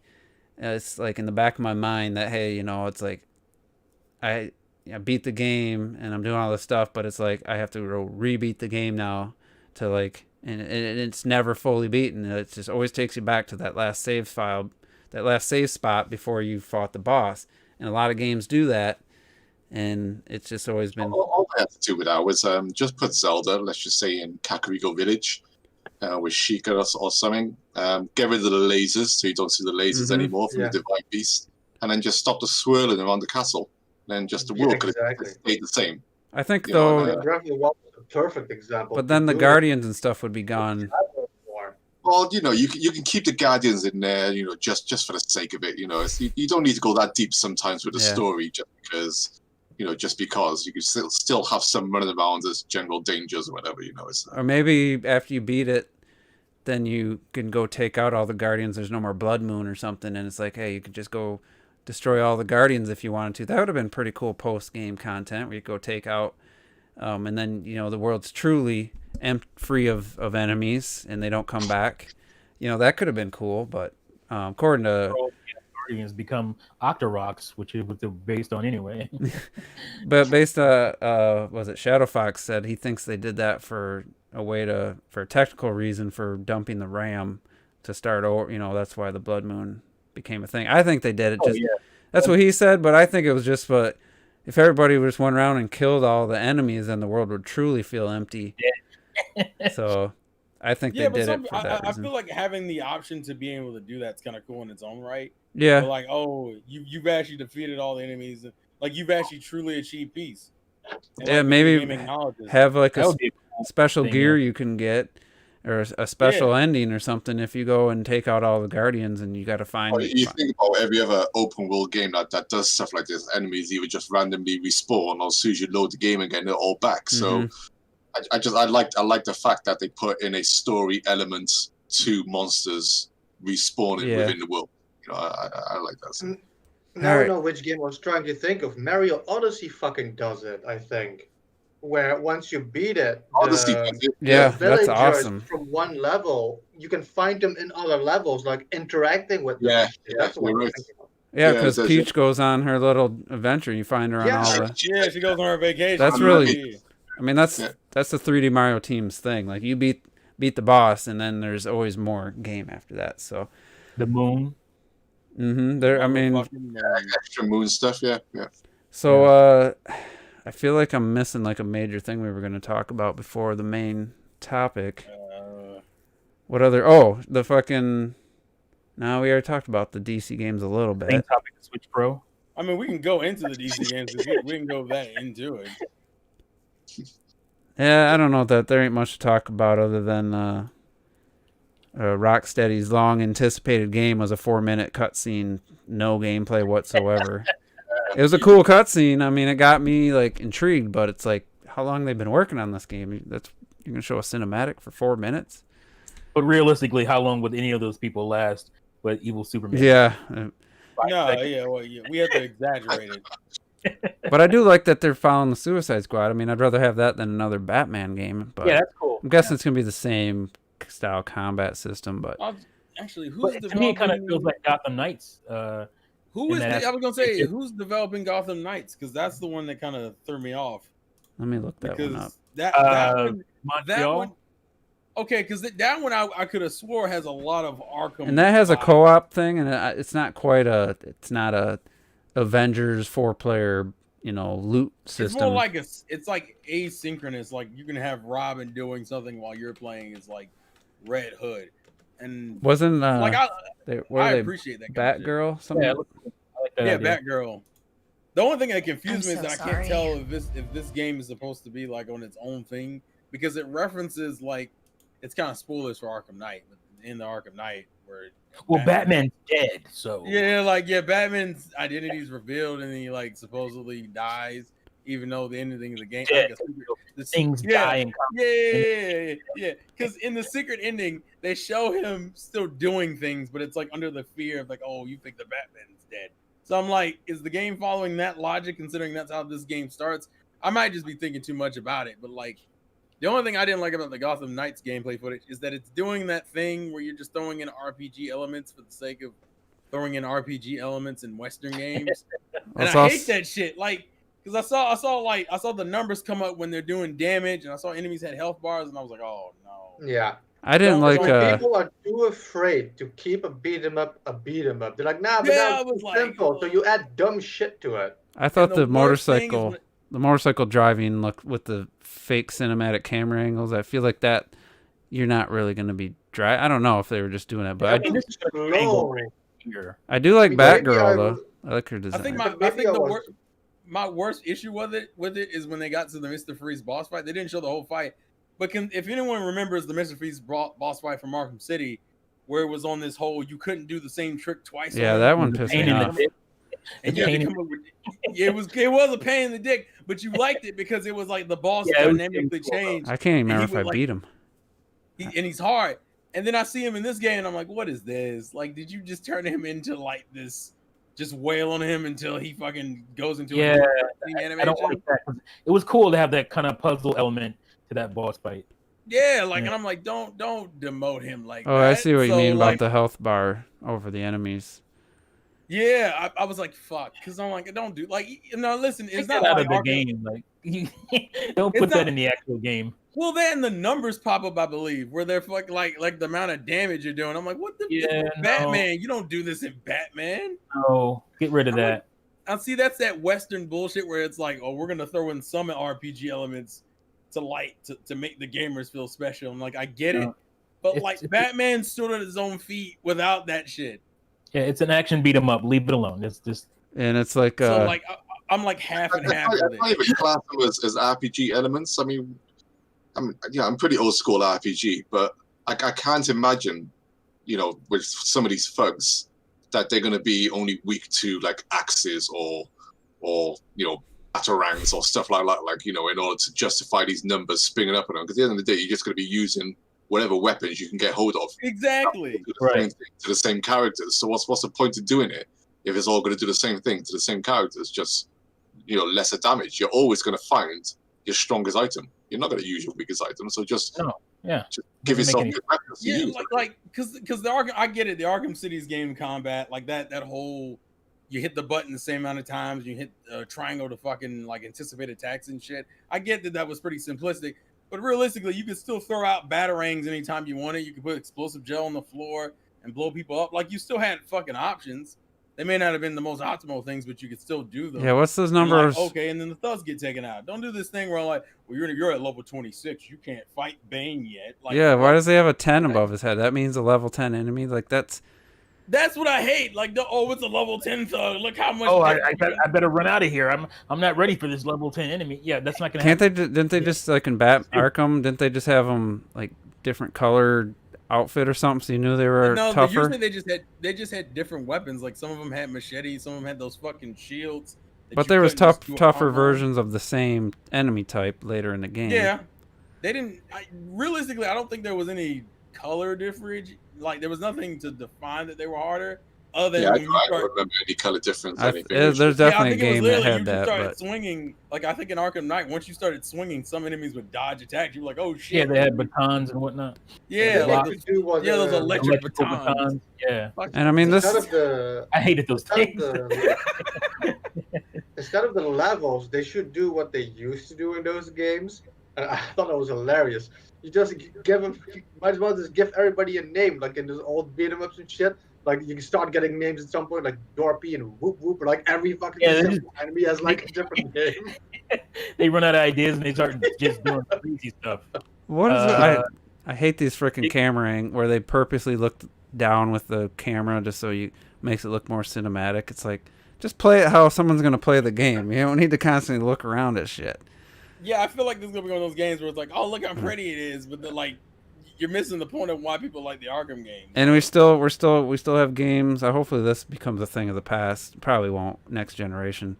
You have to go up to an opening, and then you have to hold the button to say, "Yep, I want to go through this to squeeze through this opening here." And it's like, that's the nice mini thing. loading cutscene. That's yeah, like watch this when she goes through the crevice. Yeah, Right? I remember seeing that. You actually have to I hate that hold a crevice button. shit. Tomb Raider shit. And It's not cool. It's just like, okay, cool. Like it's like whatever. You fucking walk through a hole. Like damn. So dumb. I can see why they like in The Last of Us Part 2. There's a fast, like anytime there's a gap or something, they don't want you to just, if you're just trying to like explore, accidentally go through it when you don't want to. So you have to hit the jump button, just tap it to let it know, hey, I want to go through this. But with these games, it's always that happens in a half second, and you could jump right back through, take another half second. These ones are that slow squeeze through this. Like I don't know if it's for loading purposes or what. The Tomb Raider. I think it is. They did it the Unreal 5 engine demo, even though they talked about how quickly the world is rendered, and yet you still have her squeezing through a spot where you zoom in. It's like, can we get rid of that, please? I mean, it was Tomb Raider 2013 is the first time I remember seeing it, and it's just been prevalent since then. It's just really fucking samey. And the problem is, like, I get that you got a high loading screen somewhere, and that's fine. But like, I feel like you can get more creative than just having me walk through a fucking hole, or have like a cinematic section where I can't walk normally.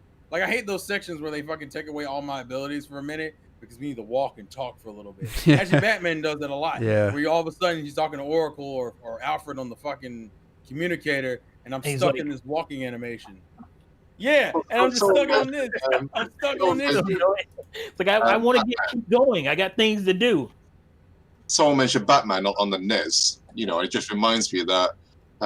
All these games were so skill based and platform heavy. You don't really see much platforming in these games anymore. At least the Batman Arkham games and stuff, because you just automatically grappling hook in places or gliding down from places. Yeah. It's not much. You don't really see much Uncharted or Tomb Raider even in terms of their somewhat basic platforming. So I mean, we're already seeing a bit of gameplay here, but I still don't feel you'd be doing much with these characters apart from running on the floor, gliding and grappling hooking. More they're doing that whole thing about how you can grow them the way you want to, but I'm like, the only real difference between the three of them, and I think they gave Red Robin like teleporting batons or some shit in this game to make him seem like different, but like there isn't that much different other than Red Hood using like legit guns half the time. Yeah, like that's who I'm worried about. I'm worried about Red Hood. Is he really gonna be? Are you gonna nerf him, or are you gonna have him kill people? Right. And the anime rapper does make a good point. He says he doesn't mind squeezing through tight spots with Batgirl. I wonder why. Oh wow. Hey man, listen, I can't get female viewers. Well, that's why. I mean, I don't mind them making different characters to play as. I think that part's cool. I like that part. No, the thing is, what we're talking about is Red Hood's gonna be shooting people. Yeah. So are they gonna just fall over and be unconscious after he shoots them, or are they really dying? It's the same thing with Avengers and the Hulk. Like he would just smash somebody with a shield, they would just crush them, and they'd be dead. But they can't do that. Yeah, they do that. They do that thing where I got to pick up this big ass boulder and throw it at somebody, And it's like, oh, well, the health bar only goes down halfway, Mhm. so he gets right back up, and you're like, well, what the fuck? That doesn't make any sense. You should have been dead, sir. The fuck? And you know what? And then he runs. I don't know how this game could. I don't know how it would work. But 12 Feet Tall mentioned he wants some platforming in Batman games. I would love, like I said earlier, talking about Spider-Man. I get it. They got to make it mass appeal as a big name, Spider-Man. They got to make the gameplay playable for everybody.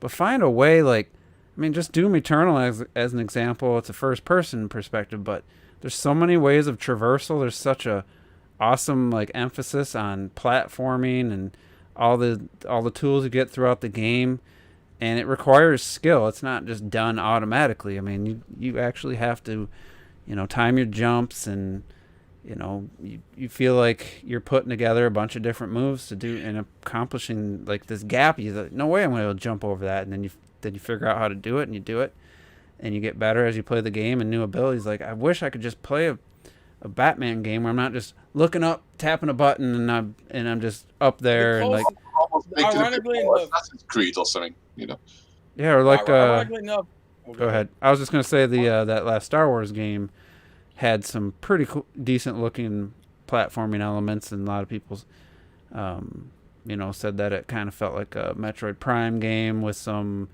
Dark Souls, Demon Soul, or Dark Souls type of combat. But it's like, just make maybe not Superman, but make a Batgirl or Catwoman, something where I'm actually like the gameplay is first and foremost, not just trying to make it look flashy for a trailer. Make the gameplay actually, the highlight. You almost feel like you're learning nothing when you're playing the game. No, you don't get any new. I mean, you get new abilities, but you don't feel like you really gained any gameplay skill or anything like that. Like it's I don't know. It's you get better at the stealth, I guess. You get better at sneaking around. I think, well, realistically, I think that's the best part of the Arkham games in general. Is that stealth is great because but the stealth. Then I mean, you're coming from someone that played like Thief and stuff like that. Stealth, for example, like in these Batman games or stuff. They're still third person. You can still see a lot. It's that's going around. It's not really. It's not really stealth, you don't really get caught by the enemy sneaking up behind you or anything like that. It's not if you play something like Thief, fucking hell, man, that's a stealth game there. And Metal Gear wasn't really stealth. No. There's a lot of stuff that could help you easily see the enemy, whether it's just how you move the camera. That's fair. That's and fair. I will give entitled nostalgia babies. I'm just saying to be fair. The biggest problem with the Arkham series, and it was really prevalent in the later games, is that motherfuckers just wouldn't turn off detective mode because there was no real reason to in the game. And if you felt bad, it's like the world that they created for Arkham Asylum and Arkham City, and even Arkham Knight looks gorgeous, but there was no reason to see it because detective mode showed you everything. You can see enemies through walls and shit, their status, whether they could see you. They even had like the little sound waves coming off of them when they were talking. And you got those games. That's Batman, man. He got the gadgets. That's what he can do. And it's cool. Like I fuck with it, T. Don't get it twisted. I fuck with it. But I recognize that it's also a problem. Why create this beautiful world when I have no reason to see that? Yeah, you're just watching it in the lines. I don't understand why Ellie can see through walls. Well, that's fucking that. Well, like I told you, I felt like that was easy. And I'm just about to give T some credit because after you pointed that out, I challenged myself to play the majority of The Last of Us Part 2 without using the sense. And it did make some encounters more intense, I will say. At the same time, it's just a visual representation of her being able to, like in real life, you can hear somebody walking around and kind of get a general idea where they're at. And I think that's their best way of trying to solve that problem. But if you don't, it's not required. And there's instances where I definitely use it because I'm like, all right, I know there's a lot of enemies. I just want to get an idea where they're at. But I went through whole sections where I was like, all right, I'm not going to use it. And it is more rewarding, just like in Tomb Raider, when you don't use the Shadow of the Tomb Raider, you turn off the indicators of what walls you can climb, and you don't use her sense thing where it even shows you if the guy can be killed.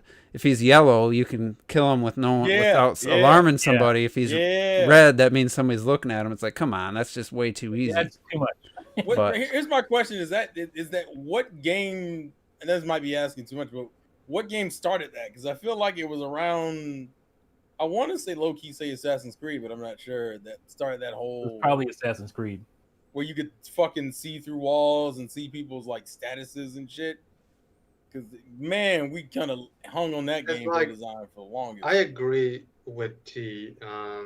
There's no reason that shit should be in The Last of Us, and they don't need that to like indicate, oh, maybe she can hear it. No, because I don't have any concrete examples now, but I know there's games that do that, and they rely on sound. Sound is fucking design. stereo is good enough. You can make, worst case, you make cheap fucking footsteps go up there's games that do that. You don't need the fucking shadows. You can have NPCs cough extra much or whatever and that kind of shit. I don't like in Batman Arkham, like it makes sense, you know. Batman is the gadget, you know. It's a cop out, but it's true. He has like fucking X-ray, heat vision, and all that bullshit. Ellie is a goddamn fucking human. She shouldn't see through walls. I did hate it when games do that. except it's completely optional, so you don't have to. You don't have to use it. It's like people I used to laugh don't at like me. the optional excuse. Like people used to laugh at me when I played when I rated the original Tenchu, stealth assassins on the PS1. The draw distance was so bad, in that game on the PS1 that you half the time you couldn't even see the enemies, coming towards you until they were like right on top of you. But the thing is that you would really have to take your time and inch forward through the level, yes, to stop yourself being detected. So you were really trying to take your time, use all the cover that you had, go up, grapple hook onto the roof and just crawl along the roof while you're ducking and stuff. So sometimes those restrictions can help, and it's kind of why I loved Metal Gear Solid 3. Because in Metal Gear Solid 3, you're still top down until they've done the later version. You're still top down, but then when you go down into the grass, it goes as the first person, but you got all the grass covering your vision. And you got like a microphone in that game, and you have to point the microphone in the direction that you listen out for enemies, and that helps you hear the enemies coming towards you. So I kind of like that was a real world restriction. So maybe like in The Last of Us, what could have been cool, I don't know if it does it or not, I could be wrong, is that the camera zoomed in really close when you crouched behind the counter or something. So you couldn't see over the counter. Yeah, You're still kind of third person, but the camera is really close next to you. So you really had to look around, the counters and stuff or whatever. It's just things that make the gameplay. If you're going to do stealth, it's not just about being able to sneak up behind people in order to do the kill. It's also being able to feel like you need to be crouching behind stuff and worried about what's around you. The double stealth element is being able to sneak up on people, but also those people being able to sneak up on you. And that could be made more difficult depending on what's done with the game, I suppose. Yeah. Doesn't do That's it why I behind love cover, The but original trilogy, I think, is fantastic because it gave you What game? Sorry. the original. I was just saying the original Splinter Cell trilogy, because you got gadgets in that game, and but still, I thought the AI was still better as far as reacting to what you're doing. They didn't just stand there and wait for you to figure them out. They were moving around constantly. They use a lot of good lighting as well. So. Yeah, you can use in the lighting. That was just the most phenomenal thing to me out of all. Yeah, the hiding in use the of dark. lighting and having to pick out lights and stuff. So I will say The Last of Us 2 doesn't do it around cover, but when you're in prone in the grass, you can't move the camera. You literally, especially if you're aiming down sight, you don't get a perspective of what's around you. And I think if you hit your sense mode, you get up to a knee. I don't think you can do it in prone. I don't think I tried. You can still move the camera around. It's not completely restrictive, but there are tense moments where you're surrounded by people, and you know that you don't have enough ammo to take them all on. And I snuck past about a group. I think it was a group of 4 or 5 people, and I never took them out, and they never saw me. And that you never go back to that area. And it was rewarding just sneaking past them. And they do that tall grass element and going prone was a nice addition to that game. And then they have the dogs that can counter that because they can track your scent. Which, it's like one of the best make you kill dogs. I've ever had. One of the best battles that I ever had was against the End in Metal Gear Solid 3. And the End was like this old man. He was a sniper. And you basically get into this forested area. And basically, it's a sniping battle. Whoever sees each other first, will get shot and stuff. But because of the way the game played, you're top down, obviously, like I said. So if you want to stop and look in first person, you have to stop and look around and try and look for him, or get down into the grass, and then you have the grass and stuff like that. But you have to use the microphone to hear him. Sometimes you'd fall asleep. You'd have to use the microphone, hear him snoring, or try to hear him breathing in a direction, and then you can start trying to work your way around. But it's such an incredible boss battle because it's literally just cat and mouse. Yeah. For either way. That's the greatest right there. Kojima.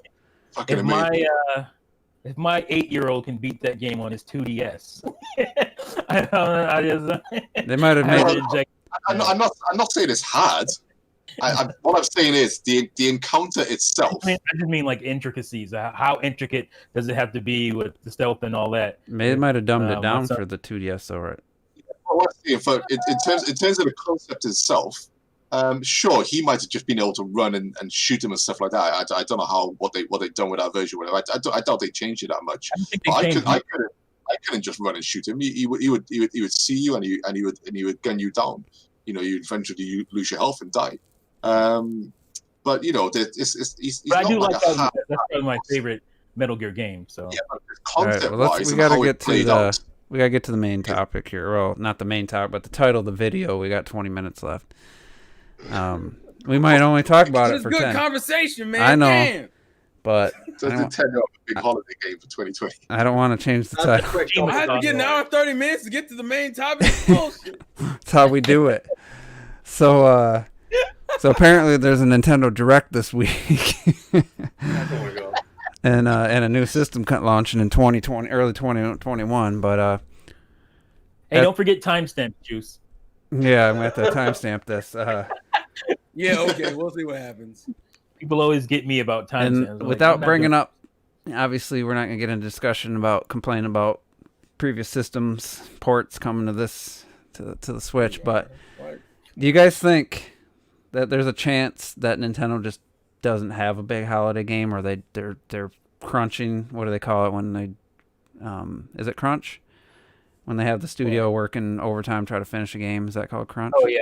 Yeah, that'd be crunch. And they just aren't sure if they're gonna have it out, and they just don't want to announce it and then have to delay it, or just really I can't think of any scenario where waiting to announce it at this point, if a game's for sure coming, makes any benefit to them.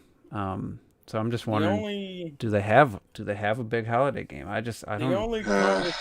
The only conversation I've recently heard, and it might lead into why we've waited, supposedly from what I've heard recently, is that Pikmin 3 Deluxe was supposed to be released back in like April or May.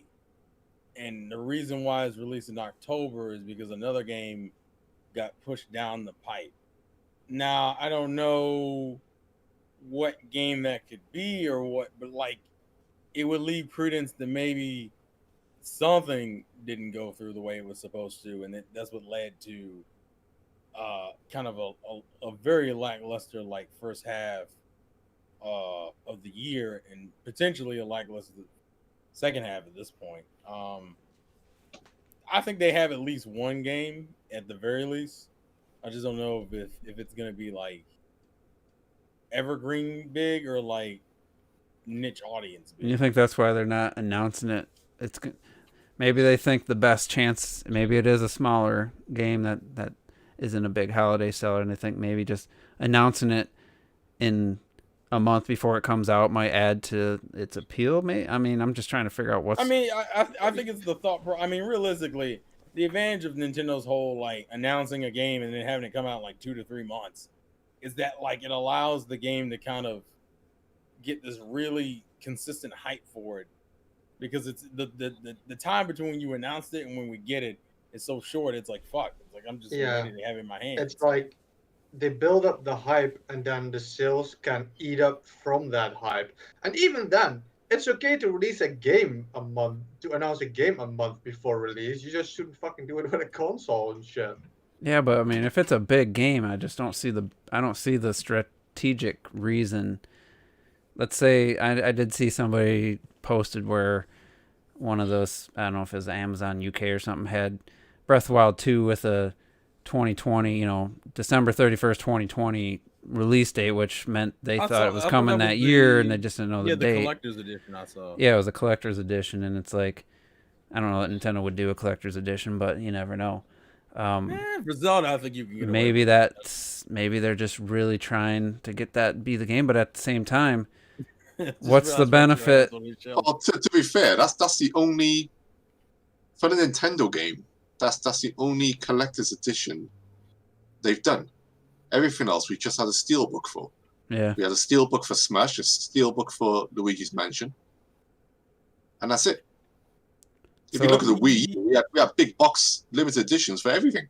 No, I thought, didn't Xenoblade 2 get a collector's edition? No, well, I'm talking Nintendo. Oh, okay, I got you. So do you think, I mean, Breath of the Wild 2, you think you only announced that a month in advance? Fire Emblem had one as well. There's a reason I put this game out today. I think they could, and I say could, like 60% chance, maybe 65, that they could have Breath of the Wild 2 for this holiday season. That's why I put this out today. I think they can do that. I think you were the one saying that it definitely wasn't coming this year when we talked about it. I don't know why they did it, though, because next year is the 35th for Zelda. So actually, the cooler thing would be to have Breath of the Wild 2 release March 3rd of 2021. That would be, that's what I would hope. That's dope. That'd be dope as hell. Be like in January, put out this direct. They don't do like something for every celebration. And that's people, and that's what I say. Like people are like, today is like 17 and a half years since Mario something. They don't really care. Like even with the last 35 years, you had like the 30th anniversary of Mario. You had like on the Wii, I think, whatever it was, it would have been 5 All-Star Edition or whatever the fuck it was. I don't know. And then for 35, it was less, but it did something with 30. I don't know exactly, but it's not like everything needs to be celebration. Not every game would be held back for a thing. And with Breath of the Wild, I said like last year that shit wasn't coming.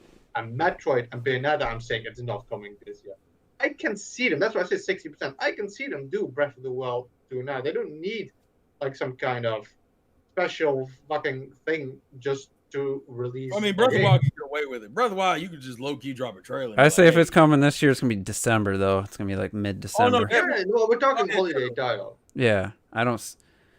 And that, I mean, I'd love for that to be true, but at the same time, like the only reason not to let us know. I mean, do you think Nintendo doesn't trust the audience enough to say, "Hey, we're shooting for 2020"?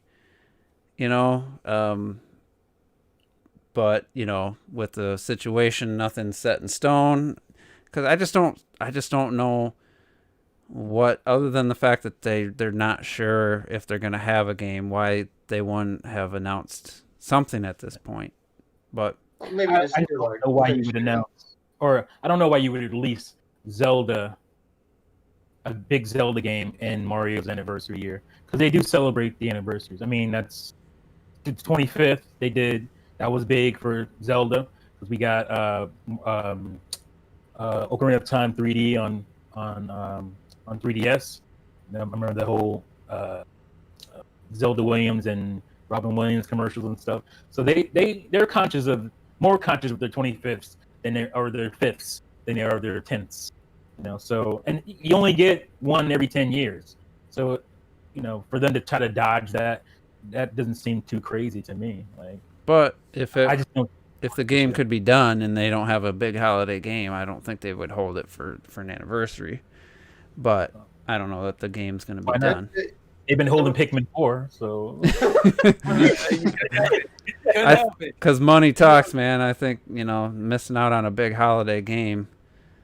This is something I wanted to look up, but in the end, I didn't look this up because I just figured, well, you guys remember every fucking thing that happens every fucking year. In the last 10 years, did Nintendo have like a big holiday title every single year? In the last 10, so 2010. Well, they didn't have one in 2011 because the Wii was dying. They put Skyward Sword out earlier. 2012 I didn't knew have it fucking in a second. It just no. 2012 had the Wii U, so it had The Wii launch. So New Super Mario Brothers U and Nintendo Land. 2013. 2013 Pikmin had 3D Mario. World. 3D World. 2014 was Smash. 2015 was Xenoblade, right? Xenoblade.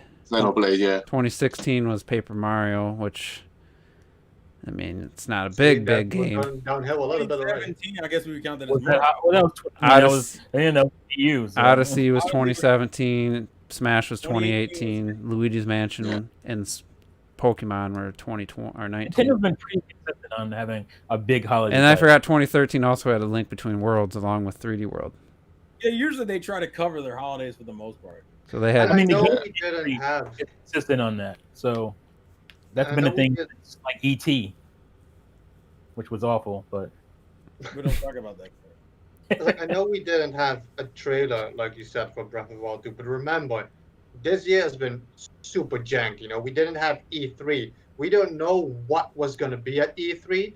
And let's say, if we would have had an E3, I'm pretty sure the ARMS character was in there. I'm pretty sure Paper Mario would have been in there. And they would have probably shown the holiday title. But, because you're not doing E3, there's no reason to start pumping out everything they would have had for E3.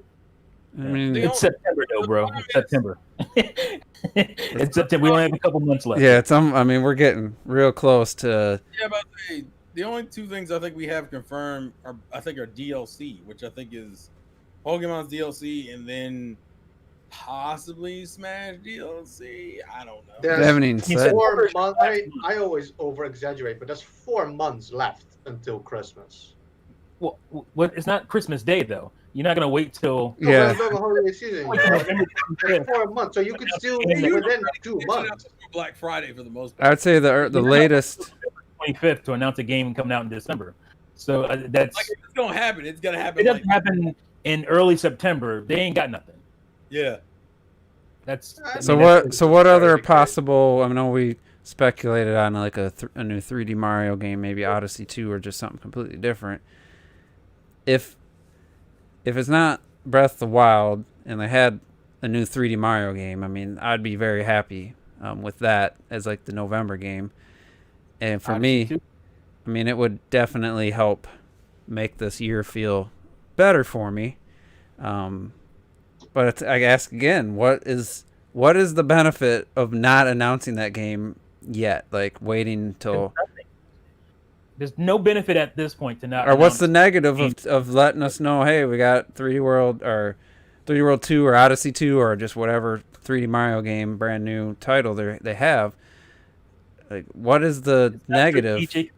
There's no strategy there. I mean, it's doing nothing. So yeah, they had by now it would be 2 months past E3. I just would love someday to if somebody would ask the question and we get an answer. What was your E3 2020 plan before the pandemic? What were you gonna do? Because they had to have that pretty much the plans for that in motion at that point. Mm-hmm. I mean, is it gonna be a third party game? Is it gonna be old games, remasters, ports? I mean, what? And Doom Eternal, yeah, where the hell? Haven't heard anything on that. I don't even care anymore. Yeah. Just get if you got a PlayStation, get that version, or if you're gonna get the Series X, you get the Xbox version.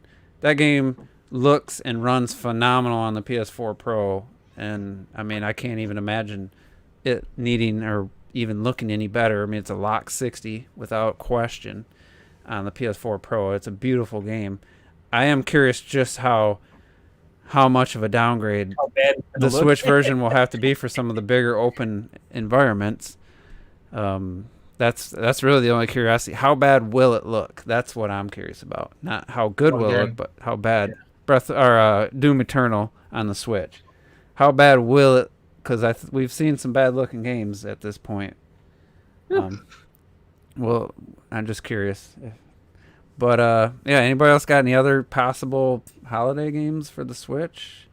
I can't. I honestly can't think of a single. Fuck. Because they're kind of new. I say new rotation because that's what it feels like. of IPs that they usually seem to have their hands in a lot kind of either have already made their rounds or wouldn't be done already. Oh shit! We could mention all the IPs under the sun, but like you Right. said, given it time, given it time right now, unless it's some crazy stealth drop of something amazing, then you know it's gotta be like a random shadow drop. Like, oh, by the way, My hope, my belief, starting early this year was Odyssey 2. 3 years after Odyssey, you have the engine, you have everything there. Nintendo always has a ton of ideas after making a Mario game that didn't get into the game. So I thought, maybe that would be something. If you look at Galaxy 2 came out 3 years after Galaxy. So I thought maybe I still think Odyssey 2 is. Welcome to the I still Cat feel Podcast. like it should be inevitable. It was one of those type of Mario games where you could just do so much more with Cappy and the type of levels and stuff. Just so much more. I'm trying to think if you the only thing I could think of them doing, and it's not a big franchise, but it would do well. It's maybe another Mario sports title. That would be something you could throw out without a lot of prep behind it. Yeah, that's not gonna be a huge seller, but you can get away with it, is what I'm saying. Mario Baseball is back, bitches. Well, no, if we're gonna pick one, it needs to be Mario Hoops. Goddammit. Mario what? Hoops, if I remember correctly. Anybody pick up PGA 2K21 or whatever for the Switch? That sounds like a fun. I heard it doesn't run well from what I heard. Really? Apparently, they're patching in the create a course mode like it matters. Yeah, ironic, and which is funny because they just released the demo of NBA 2K20 on Switch. Because people are already Is it still $2 or $4, whatever it was? Download. NBA. Was it 20 they put the demo? Or 21? 2K21, you're thinking. 2K20. 2K20 was on sale. Yeah, that was like $3 at one point. I'm checking that. I see T get online as I pull. I just didn't want to fucking. I don't have space for it, so I didn't download. I wouldn't, even if I wanted to play it. It's like I have a 400 gigabyte card, so. Ironically enough, I do too. Fucking. It's crazy. I still have room on my PS4 Pro. I have like 17 or 18 full games installed. FIFA's on sale for some fucking reason, but whatever. FIFA. Yeah, FIFA 20 is on sale. You ain't getting no money. All right, so 1-2 Switch is on sale. Finally, what's it? $40, $35? No, 30. It's 35. It's 35. Yeah, they don't do more than $15. All right, so we're gonna go down the line. What is a practical best case scenario holiday title for the Switch for you this year? Clocked it. Why don't you start? What was the question? A somewhat practical holiday title for the Switch for November for you. What's best case scenario?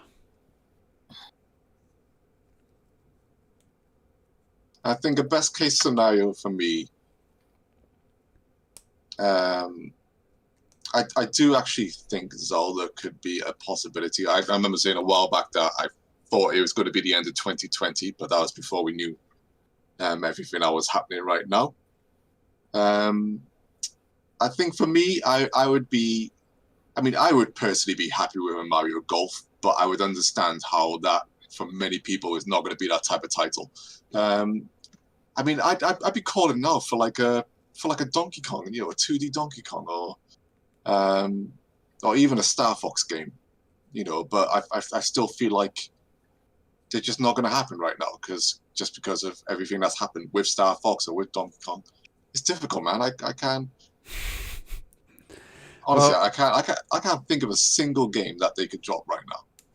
Angel Page said people are denying the realities of the pandemic. Well, the pandemic is for everybody. So unless there's other major delays, you have big multi-million-dollar titles still slated for this year with Cyberpunk, with this, whether you like it or not, the Marvel's Avenger game, Wait, the Cyberpunk's still coming out this year? Assassin's Creed. 2 new consoles. Yeah, 2 consoles. You got the Assassin's Creed Valhalla still supposed to come out.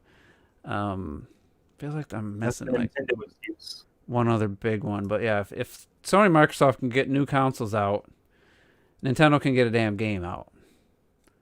And if Spider-Man Miles Morales, it's not a full title, but if that's their launch and look like we gotta put Halo in there. Look like Gran Turismo 7 was pretty far along, and Ratchet & Clank looked pretty far along. It's like, come on, man. Like, I get it. If Nintendo was putting all their eggs in Breath of the Wild 2 coming out this year, and from people working from home, they couldn't get it done. So tell us that. Like, unless it's still up in the air, be transparent, just like the Metroid Prime 4 delay. They were transparent about that. I didn't see one person mad about them letting us know that. Like, everyone was like, oh, that sucks, but I appreciate them being honest. And it's like, just, why not tell us something if there's an issue? So I would say a realistic. That's sick nice. Of your shit, T. That's nice. I'm sick of your shit. What is that? Is that Device that Nintendo copied for the Switch, where they copied that? The back of that thing reminds me of like the OG Pokédex. Really, I get more Xenoblade out of it. The Monado. Man, those controllers look comfortable. Like a batarang. They are, man. What do they got? Buttons on the? The grips. There's 2 buttons. Oh yeah, there? these are programmable buttons. That's nice. Nice. Cool. You can add stuff to them, Man. and you don't hit them either. It looks like you might, but you don't really. That'd be nice for Rocket League. I would use that for air rolling left and right. So I would say realistically, He's like, I'm calling my bitches on my phone. I feel like I really feel like the Breath of the Wild 2, they were hoping to get that out, and if that doesn't happen, then maybe they had a smaller title they could kind of rush out. But it just feels weird. And maybe this week, next week, or next couple weeks, there's a Nintendo Direct, and it's like, this is what we've been holding back. Boom, mind blown. Here's 3 amazing games. But I think that hope kind of went out the window with Pikmin 3 being the late October game. I really don't think they're going to release anything more than one more game. I was about to start poor talking just then. I just don't think. You could have. Since we know late October's occupied, I don't think they're going to release 2 big games, one in November, one in December, after not telling us anything this whole year about it. I just don't see that happening. But I would say, realistically, best case scenario is probably, I mean, this is a really good case scenario, but just the timing of it, and I know the team's capable of it, would be a 3D Mario game, whether it's Odyssey 2 or not. That's probably best case scenario at this point. I think more practically it's going to be something small tier like Mario Tennis, but maybe not a sports game, but something, that's not going to be a huge super hype type thing. It could be something completely random like Super Princess Peach 2 or something, like something completely random, or it could just be, I can't think what games came out in like 2015 or 16 that haven't had sequels or new games. But anyway, that's a long end. Anybody have like a game that legitimately they think's best, like a likely best case scenario? I know Retro said Breath of the Wild.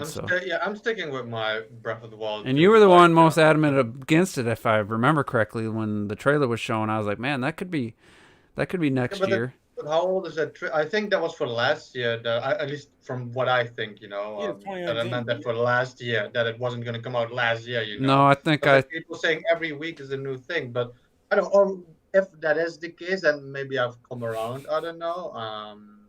Because I was thinking like, Breath of the Wild is like fucking 3 years old now as well, and they showed the teaser like a while ago. Like, I'm not saying it's gonna happen. That's what it's like 60%. I think it could be there. Maybe they like ramped up on it. Like, I don't know, but I would stick with that answer. I see that appear way before like Bayonetta or any of that other shit, for example.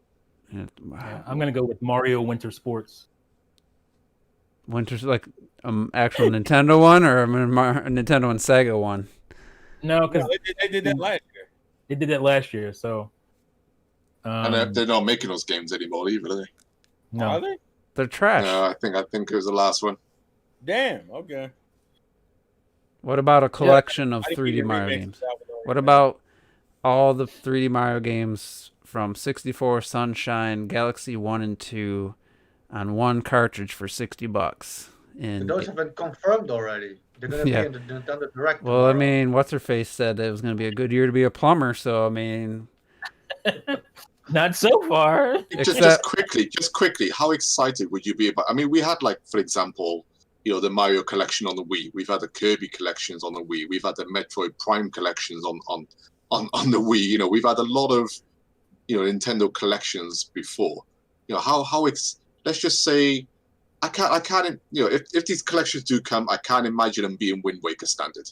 I can imagine them just being, No. slightly HD. like the Virtual Console on the Wii U looking version of the game, maybe like a cleaner version of the original. Yeah, I can The only imagine it one- being like that. Would be HD. Would be like the Galaxy games. Yeah. Because they already did.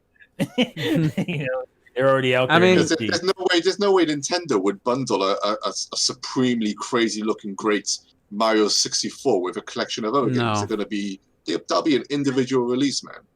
I mean, Probably. technically, like, Or it wouldn't be all. if they just put the normal games the way they were, I'm not gonna give a fuck.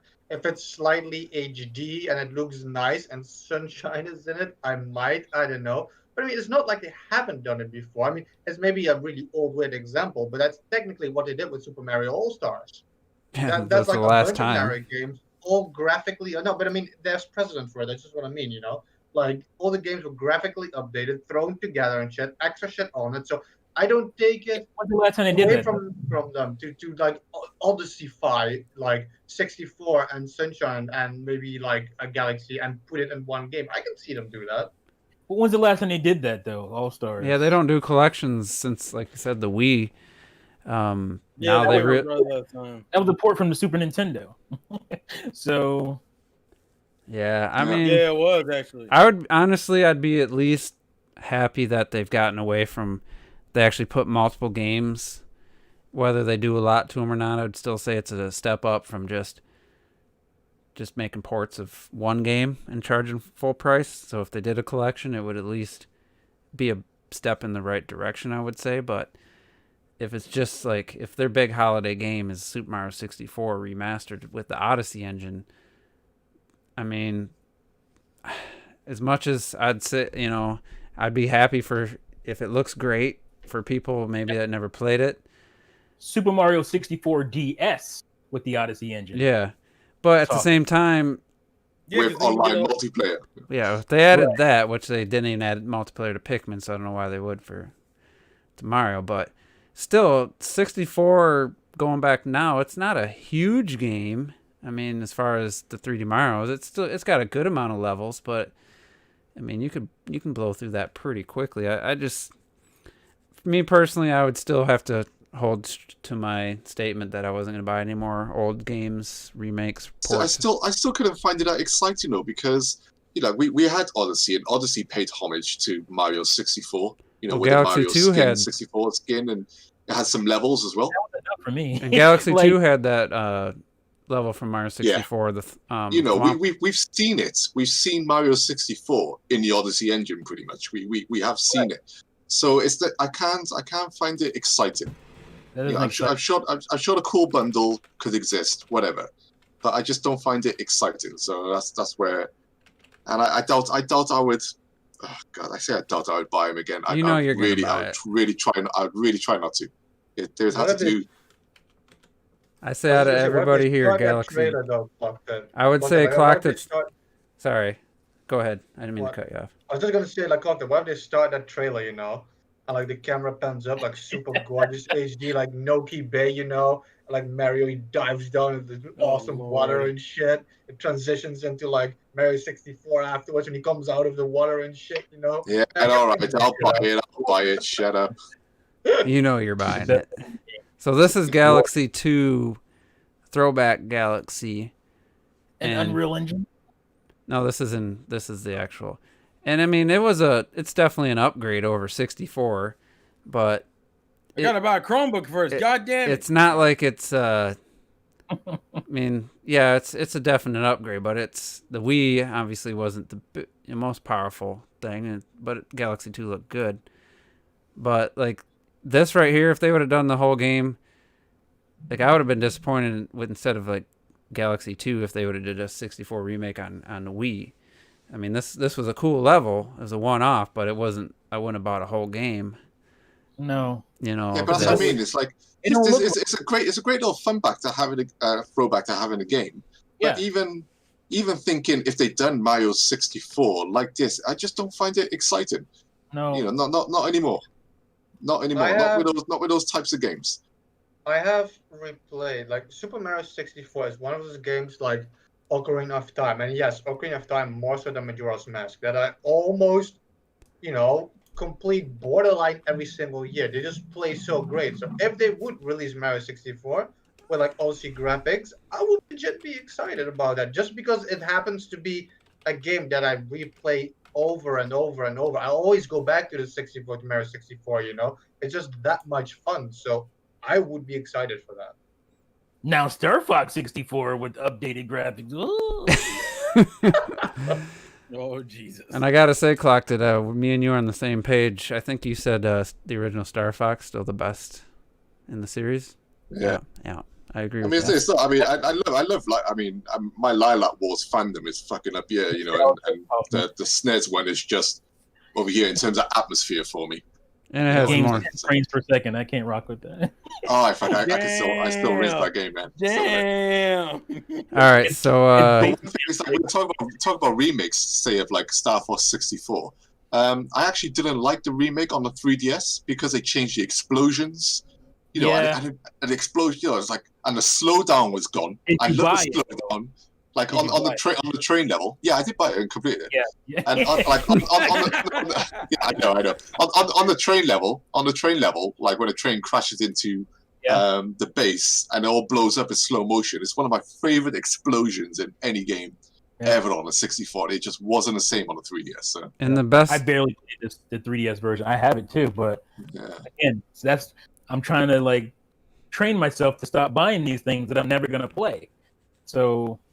Yeah, and those explosions were probably one of the highlights, other than the music, of the original Star Fox. I couldn't believe the explosions, because the rest of it was just blank polygons. So when you saw the explosions, they stood out and they looked phenomenal back in the day. And then when the screen would go all white, from it being super bright. Yeah, and I tried to fly to the corner of the screen to avoid it and stuff. Fucking amazing. And then that rumble.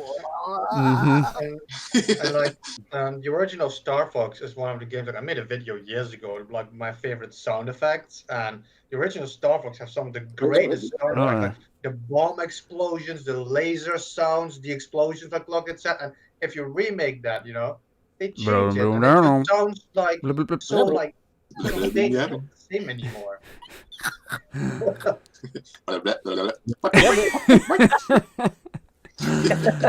You had to grow up with that game. Yeah, you had, sure. you had to be there. I can still hear the opening cinematic and music on the first level of the first original Star Fox. Like, and that Cornelia theme song in the first game. Fuck, man. You can hear it on Star Fox Zero, and have the yeah. I done that. Totally did that. I need to replay that. They done the cool bomb explosions in Star Fox Zero when you done the classic R-wing, and they do like the white explosion and stuff. That was cool. Yep. All right, well, we're gonna get cool. out of here. It's a good podcast, good discussion, and thanks for everybody in the chat. We had lots of comments, and we got through most of the questions there. So another good week, and hit the like button. Yeah, hit that like button. Well, let me pay the bills quick. Let me pay the bills. Lenny Wright said it'd be way more hype than I should be. I don't know what he's talking about, but just read a random comment. Oh, Lord. But anyway, we got through the whole podcast. We didn't rag on Nintendo for, releasing ports of previous generation games full price. You're gonna do it now. Chill out. But so yeah, we'll if there's a direct, I don't really believe it. but it seems like it's building. People are predicting it more frequently now. And Predicting. so if there is, we'll talk about it next week. If not, we'll find things to talk about like we always do, and who knows what announcements can come in 1 week. So, but anyway, thanks everybody for tuning in, and we'll see you next time. Peace.